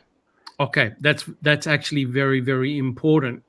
And the reason why that's important, have you read what he told Fassbender and Wiegert about the electronics and the narrative he came up with? What Brendan said? I'm sure I have it. I've forgotten.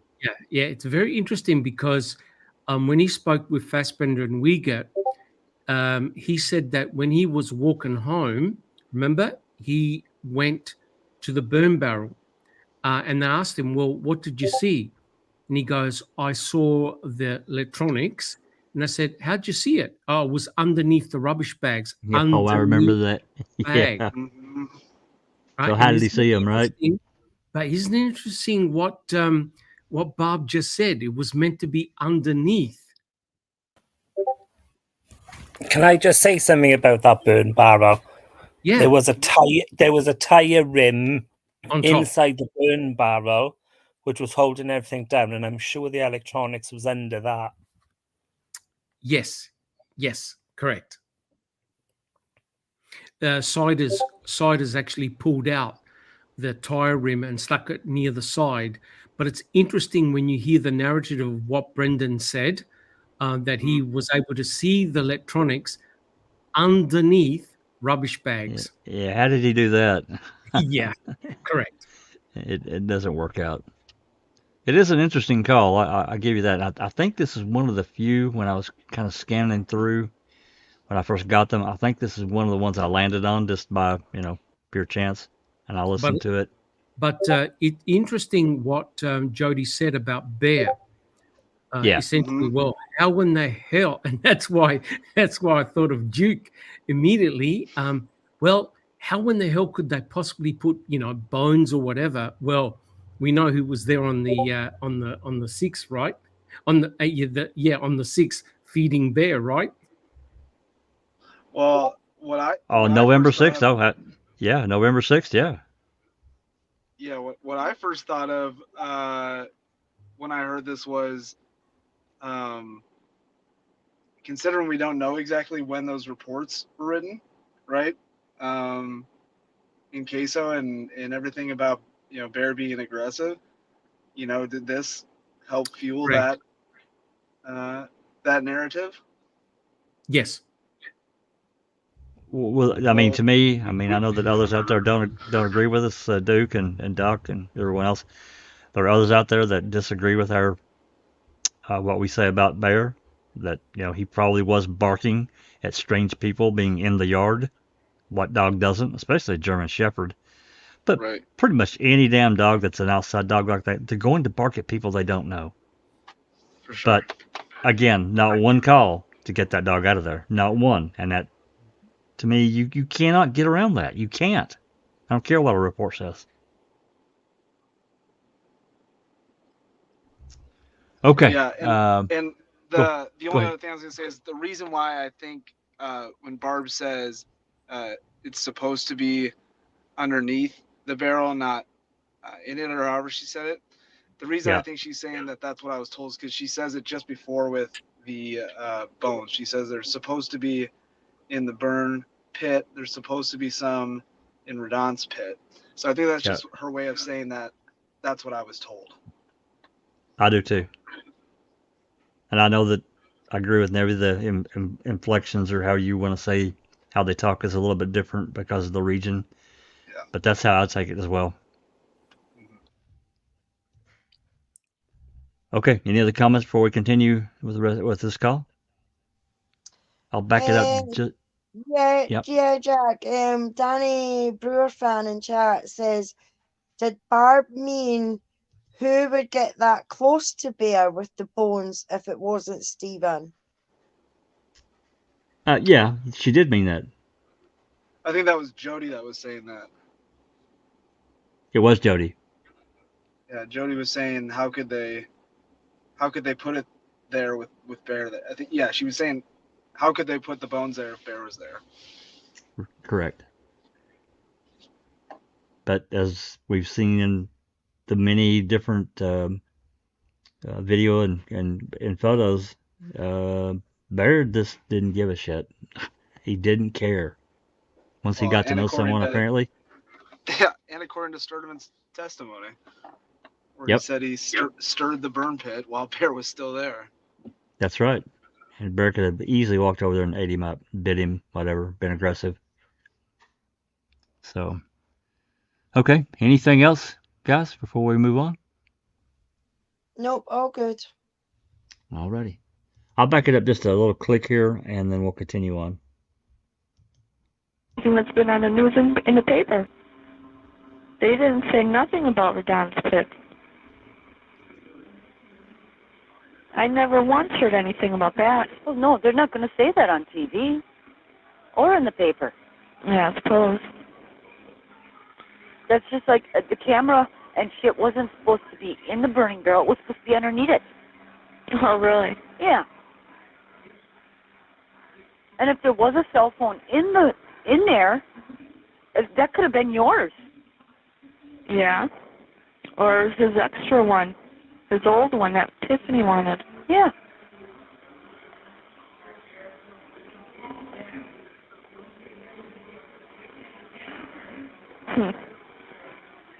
No, but I told him that I believed in his innocence more than I believed he loved me. Really? Yep. That's how much I doubt him when he says he loves me.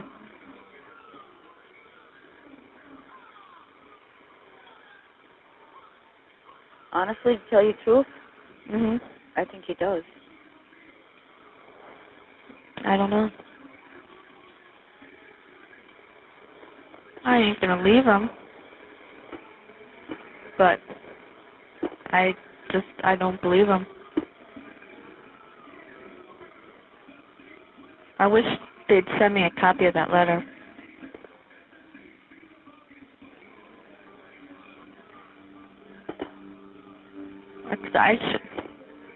Just seeing and reading it fucking broke my heart all over again. It's like every time I write him now. Well, I try to write nice shit, and all I can see is what he wrote to her. If she calls again, I'm going to ask for that letter that he wrote to her. What, she calls? Huh? She called you? No. No, she doesn't call me. She calls Mom, though. Really? Yeah. I don't know when the last time was that she called. She's got no reason calling him no more. According to him, she wasn't going to. See, he's lying to me again. No, calling Mom. Yeah. He told me she wasn't going to. Well, I don't know when she called last. It could have been a while ago. Well, she hasn't said nothing to me lately. I know. I Huh? think she calls Chucky. I don't know. I couldn't really tell you. That's nasty, though. Yeah. Yep. I met her once. I don't know. It's hard for me to even write him anymore. I do it, but I get so fucking pissed. I gotta stop. Because it hurts. I think he's gonna take what I wrote him again and do the same thing.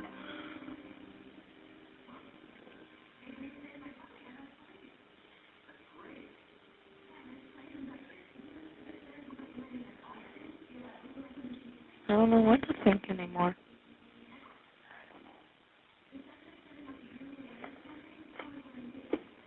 I've been even sitting here thinking, telling him I'm not going to leave him during this, and that I will marry him because that way I don't have to testify against him.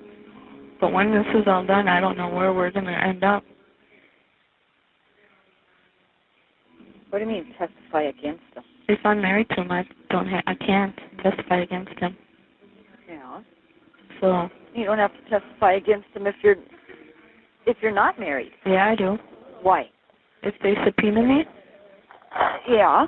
They're planning on it, according to him. Yeah. If we're married, I can't.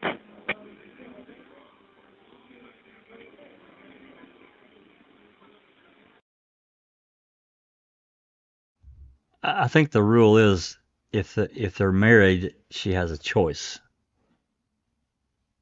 And even if she did testify, she could plead the fifth. Right. She can't be compelled to testify against him Correct. if they're married. Right. Okay. Apologies, I just wanted to clarify that. I know each state's a little bit different, but I'm pretty sure I'm right on that. Anyway, let's move on. Are you there? Yeah. Oh. Doesn't mean you got to say anything bad. Well, I know. I'd be in here for perjury.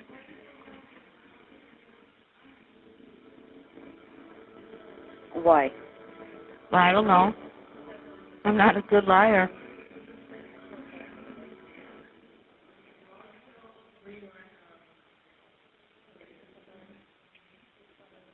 I'd have to go hide. Yeah, but everybody gets in arguments and fights. I know. Because look at my ex-husband. He popped me in the jaw once. That was the last time he popped me in the jaw, too. Yeah, but I wouldn't want to say that because that just makes it look worse for him. Yeah. Oh, I'm just giving you an example, you know. I know that. But they ain't going to look at it that way. I don't know. I need to get out of here so I can sit and talk to him.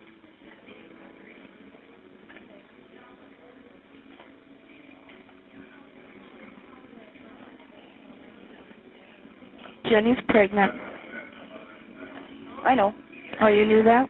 Yep. Does he know? Nope. I don't want to tell him. I want her to tell him. Yeah. She ain't going to tell him. Has he even heard from her?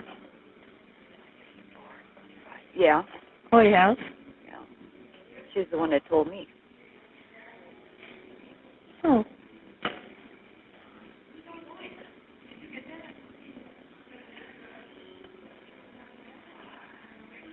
I don't know.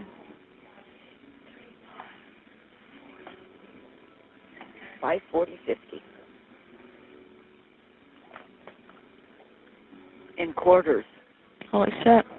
500. Holy shit. And 50. Are you saving them for a trip? Huh? Are you saving up for a trip? Yep. Yippers. Oh, I'm going on a trip this weekend. Where? Huh? Where? Michigan. Are you? Yep. Oh. You have 1 minute left. I got 3 Mondays left. 3 Mondays left. Yeah. Oh, before you get out? Yeah.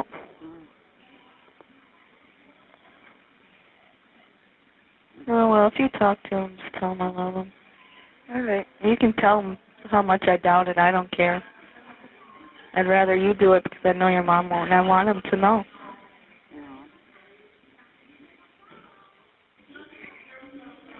You have 30 seconds left. I don't think he could have did this, though.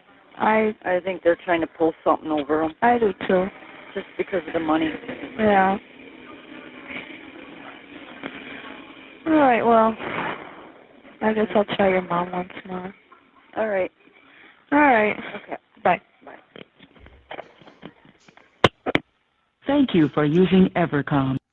I got to say before we get talking too deep about any comments about this, that I've noticed, and Duke, I don't know if you paid any attention to it or not. But, sorry for that loud noise. But did you notice in the last few calls where Jodi calls Dolores, Chuck calls Dolores, and they put the phones together? Not one time did we hear anything on Jodi's end about this call may be recorded and monitored, blah, blah, blah. Not one time. But this time when she's talking to Barb, we did hear it. Well, that and why is the 15-minute rule in effect here for this call, but not for Other calls. Right. To me, she's on a different phone or something. I don't know. I think she is. I think you can actually see the number in the list that you got. I think it does show the outgoing number, and there are different numbers. In listening to these calls myself, I'm under the impression that there's definitely two different phones.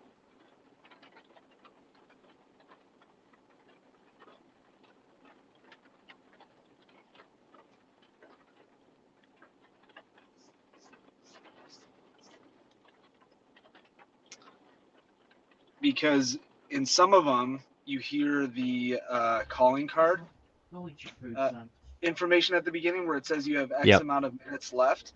Yep. And in others, you don't. It's just a 15-minute limit, and it's done.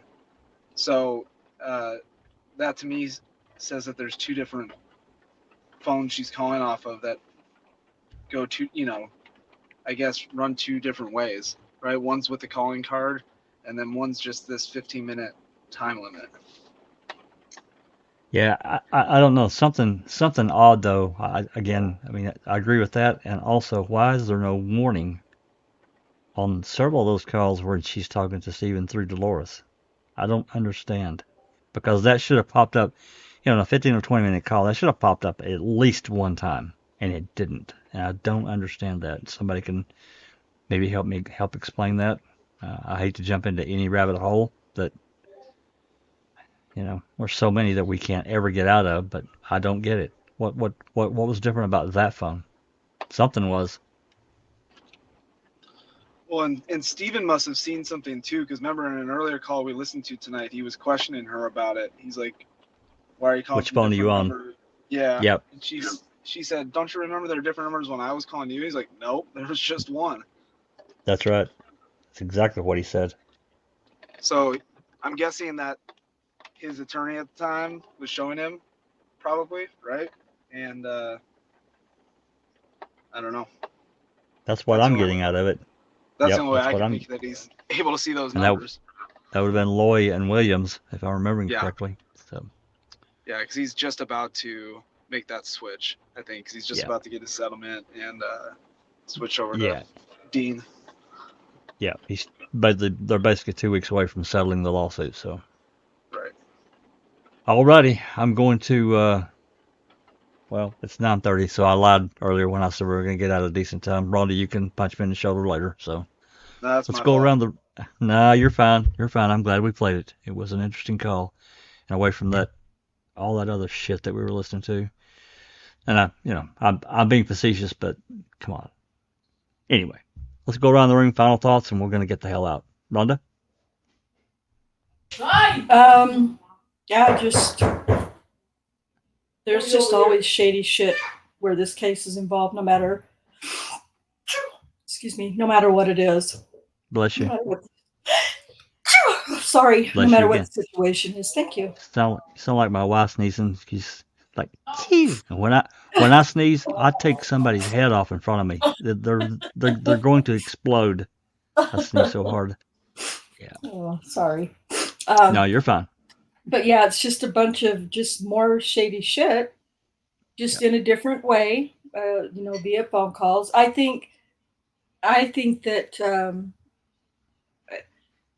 how many times do we hear Jodi say, "I'm not that good of a liar"?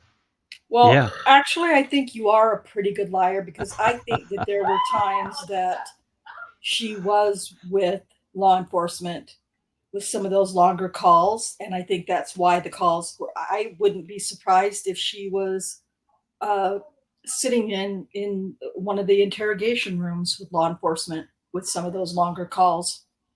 But, I could be wrong, but she's a liar. She's a good liar. She's a better liar than she wants to let on. Oh, she's definitely a chameleon. There's no doubt about it. Yeah. And she's not concerned about anybody except for herself. And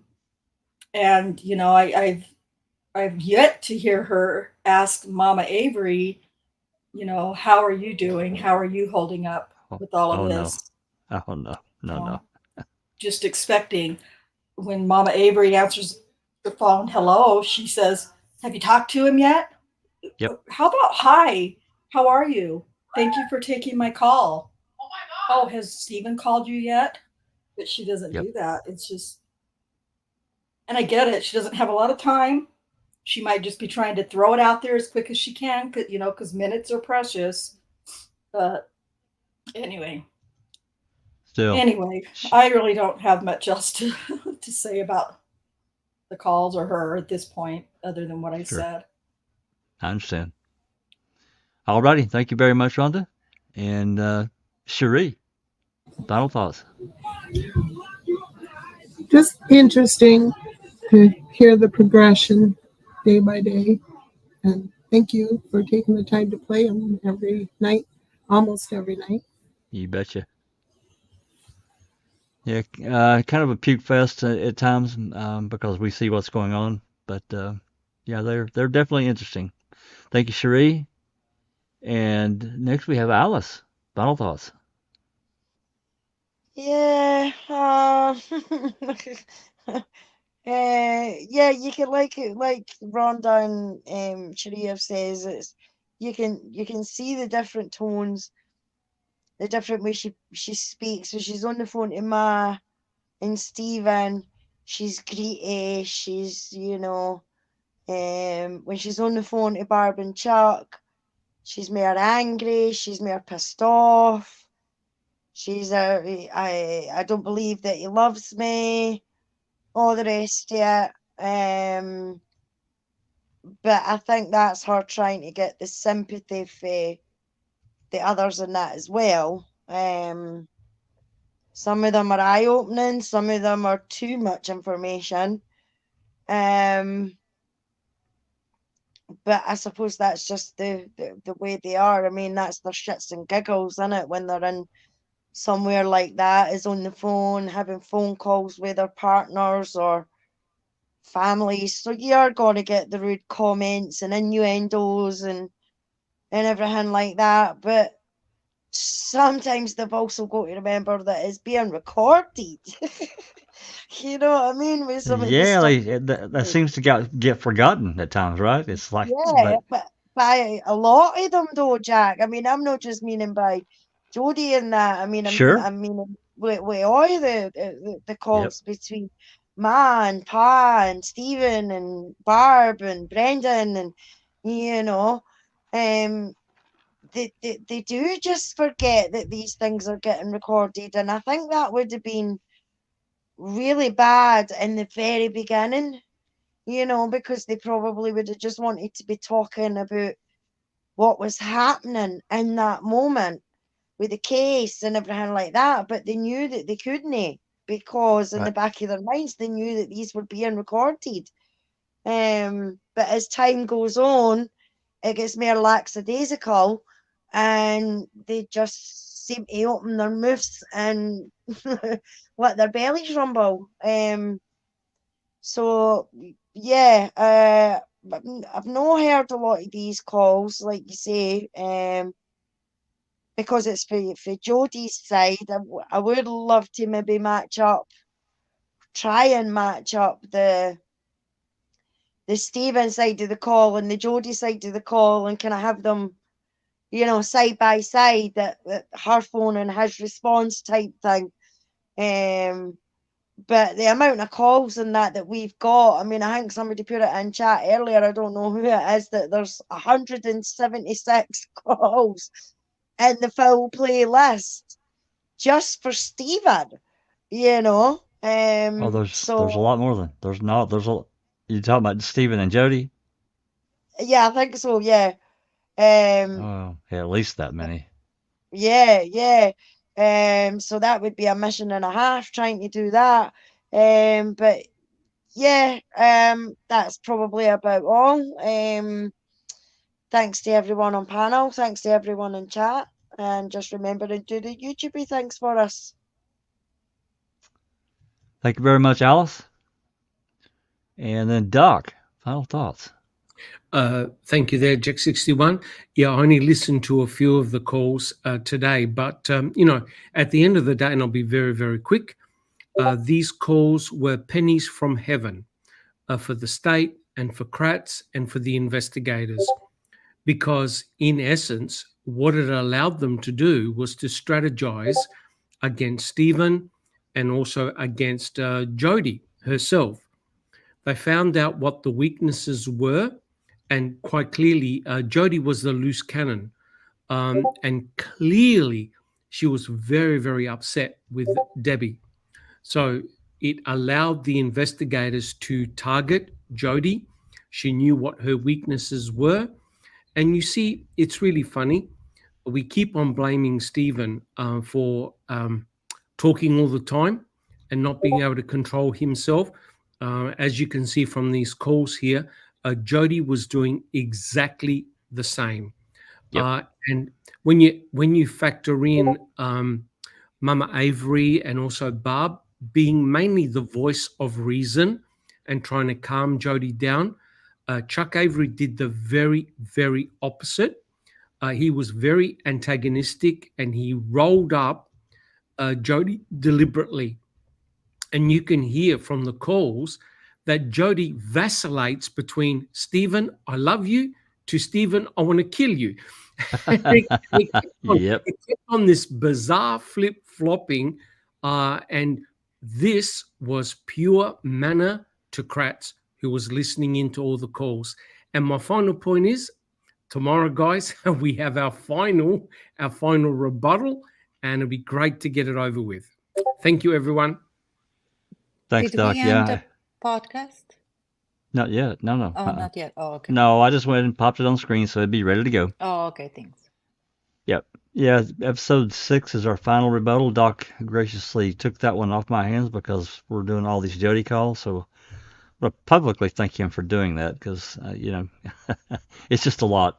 And I've barely even scratched the surface in getting these calls recorded because each call has to be its own video before you can upload it to YouTube. That's gonna be a mountain of shit.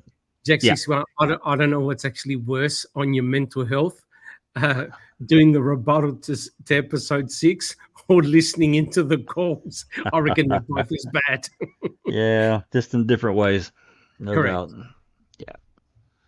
Alrighty, I lost my place here. Oh, it's JD. I think Jay's next.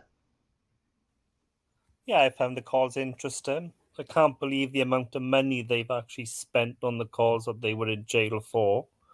I never really thought of it in that way, but they're saying they spent about £5,000 on telephone calls, which is basically her wanting to be loved by Stephen and half of it involving Debbie. So what a waste. Yeah. Other Yeah, than they really charge the hell out of them per minute, Jay. I know you've heard this before, but it's an outrageous, or it was an outrageous amount.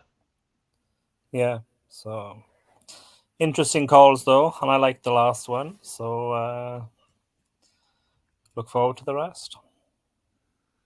Thank you very much, Jay. Thanks for joining us. I know it's late for you, so really appreciate that. I'm going to go move down to Neverly, and then we'll get to Duke. Neverly, final thoughts. Hi, Jack. Really glad that we got to listen to the calls as a group because we all hear same and different things, and the chat was popping actually with comments and so forth. I'm gonna just say that, we again listen to the toxicity from an unhealthy relationship from two broken people in two unfavorable positions, both in jails for different things though and whatnot. However, I'm really pleased to see the role that Ma played in all of this, as supportive as she could be. Financially, do they have that kind of money? Did they go in debt? How did they pay that? $5,000 nowadays, not even, almost 20 years ago. That's a lot of money. And that's just on phone calls. That's right. Yeah. But yeah, I was really pleasantly not surprised. I wasn't surprised, but it was very nice to hear Barbara being neutral, supportive. She was calm, cool, collected, poor thing not knowing what's coming. But that was really nice to hear because I don't know how about you guys, but what I have in my mind when it comes to Barb, I remember Barb as a freaked out mom of Brendan. And not that I'm judging or blaming, not at all. Who knows how we would all act if we were in that position. Yeah. Of course. But this was really a nice side of her. And I'm glad that I got to hear that. And as far as Jodi is concerned, hey, I don't want to waste 20 seconds on her. I said what I said. She's a taker. Thank you very much, Neverly, and I can't disagree. Duke, you want to lead us out of this episode here? Yeah, sure. So when I listen to these calls, there's 98% of what we're going to listen to means, in the grand scheme of things, nothing. and it's hard to listen to and sometimes disgusting to listen Yep. to. It's frustrating to listen to, a toxic relationship going on.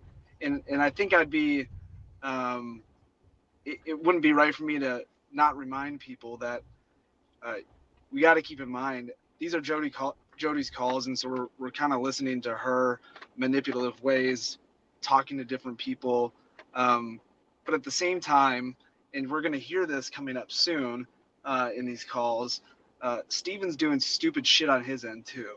You know, Oh, yeah. he's not being truthful with, you know, his relationship with Debbie, and you know how he's talking to her and all this stuff. So he's gonna he's gonna get himself in trouble. So by no means are we saying that Jodi's the bad person and Steven's an angel here. Again, Oh, I think hell no. I think sometimes people can get confused by when we, you know, make comments about other people in this case, and not Alienate. Steven, Yeah.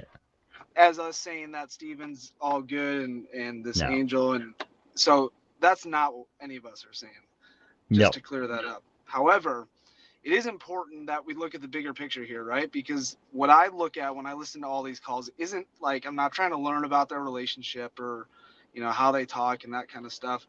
What really fascinates me is how how law enforcement, the investigators, are operating during the time that this investigation is ongoing. That's exactly what that's exactly what interests me too, and this highly keen interest and focused interest on Jodi and anyone she talks to. Yeah, and what becomes really, really evident when you listen to these calls, as tough as it is that it was crucial for law enforcement to break this family, break this relationship, break anyone that had any sort of close relationship to Steven away from him. That was crucial. They did so real easily with their own candy because they willingly went day one. Chuck, you can hear in these calls, he's still relatively convinced that this is a setup. Barb herself, this is a setup. Obviously, Mom and Pot stayed with him the whole time, but Jodi the same way. She's on the fence, even though she's pissed off because Steven's being an idiot and talking to Debbie. That doesn't mean that she believes that he murdered Teresa. Right. She says it quite clearly several times. No, I don't think he did this, but this Debbie, yada, yada. So what just fascinates me is that there's a strategy going on here. You know, they've isolated Steven. Keep in mind, he's in a cell or in an area of the jail where he's completely alone. He has no one to talk to. Not a single person is in there with him. So he has no one to talk to. And then all of a sudden, out of nowhere, this woman starts writing and calling him. And as we hear, overly flirting with him. I mean, you talk about a guy who's alone. The other people that he talks to, especially his, you know, fiance at the time, is giving him shit nonstop, 24/7. Yeah, it's not great that he talked to Debbie and said some of the things that he did to her, but I also kind of understand. He's alone, and here's someone that's going to come along and talk to him all the time, pay for the phone calls herself, and flirt with him. So, yeah, not great, but I also kind of get it. And I think that that's what the plan was to get him talking, get him to say some stupid shit. And we're going to hear it in these next set of calls that we go through after this, where you'll hear Jodi in a call say, you know what? I came to a realization.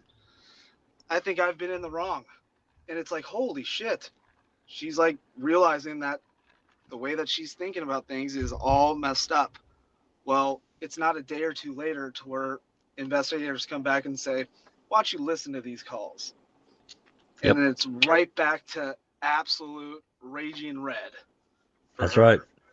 So this is all strategy. And just as we continue to go through, look at the bigger picture and think to yourselves what the investigators are doing to help contribute to all the chaos that's going on here. And total manipulation, Duke. I mean, to me, they're sitting back. And like I said earlier, Doc was talking about the Kratz and them listening to the calls.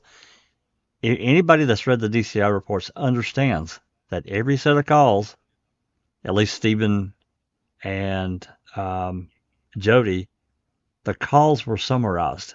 There's a summary that they wrote, and typically Deb Strauss I think Deb Strauss did probably the bulk of them.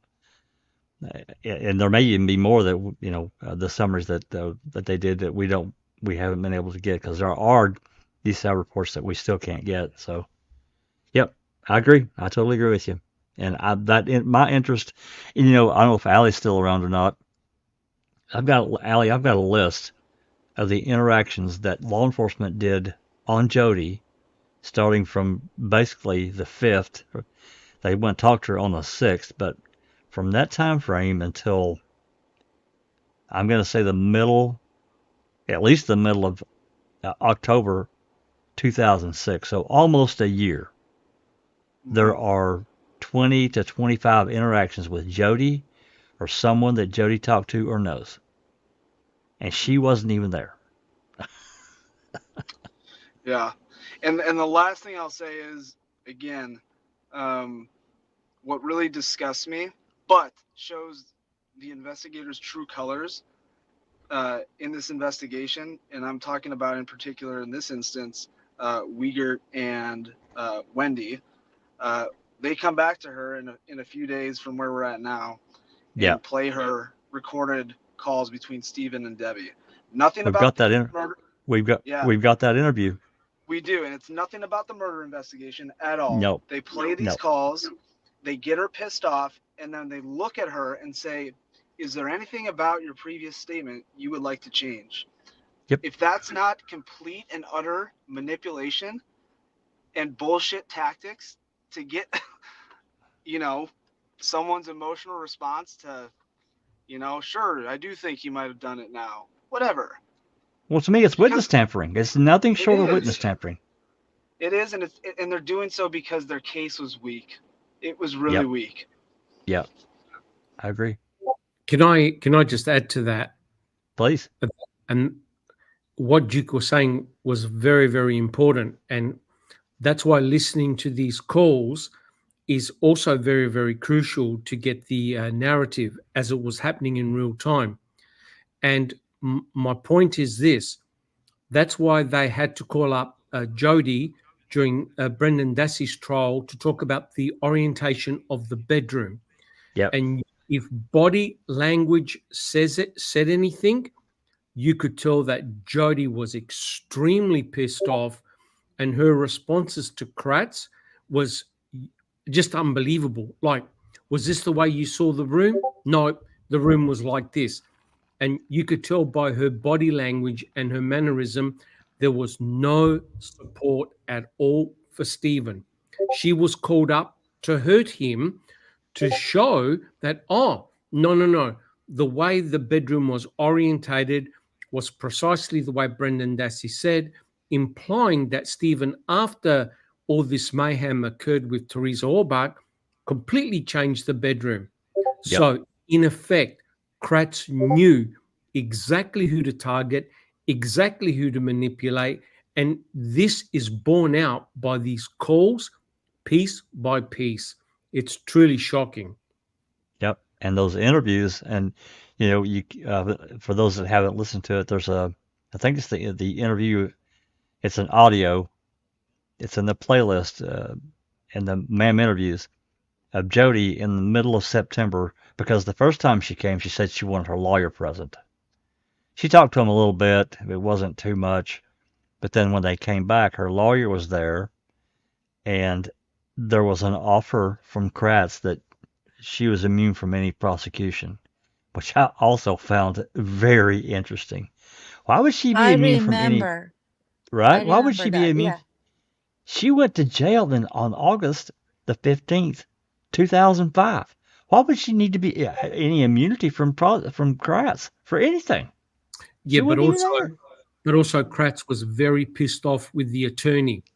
Okay, retaining you? Who's retaining you? Who is paying you? And the lawyer felt really, really threatened. There's no question about that. Kratz meant business. Well, yeah, I mean, he threw his weight around because he could in a threatening way. So that's a lot of weight. No doubt. All righty. Well, I want to thank everyone, Duke, everyone. I want to thank everybody for sticking around. We've been at it here for, well, almost 4 hours, and that I apologize, but I'm glad we played that last call and got into some more of this conversation about what Doc said, building this larger story, creating this, understanding some of the pieces that were going on in the background, right? So, Can I just sneak in a little comment? Sure. Because it is important. Because remember how after all this happens with Brendan, remember how they were questioning Brendan about how did you know about all these things? You know, about the bones, this and this. And Brendan said, well, I saw it on TV. And isn't it interesting that that's exactly what Barb mentioned? The bones, the electronics. So all this information was already out in the media, which right. goes to show that Brendan had nothing new that wasn't heard in public. Thank you. That's right. That's exactly right. Thank you, Doc. Alrighty. I want to thank everybody for sticking around as long as I have. Listen to these calls. We got more coming. I don't know what day yet. Briefly, got episode 6 rebuttal tomorrow. I'm not sure we'll finish. I know Doc and everybody wants to finish, right? We're going to try our best to be done with it. And if that happens, Sunday for open mic, we're going to continue on in this date range, the 25th of January through February 15th, and get in however many more we can get in, and try to finish this playlist, and then we'll have one more after that. So if you like what we're doing, please give us a like, a sub, share the calls. I promise they will be in a playlist as soon as I can get them done. It's going to be give me a little time to do that, but we're going to get there. The last thing I'm going to say is this has been a Foul Play production.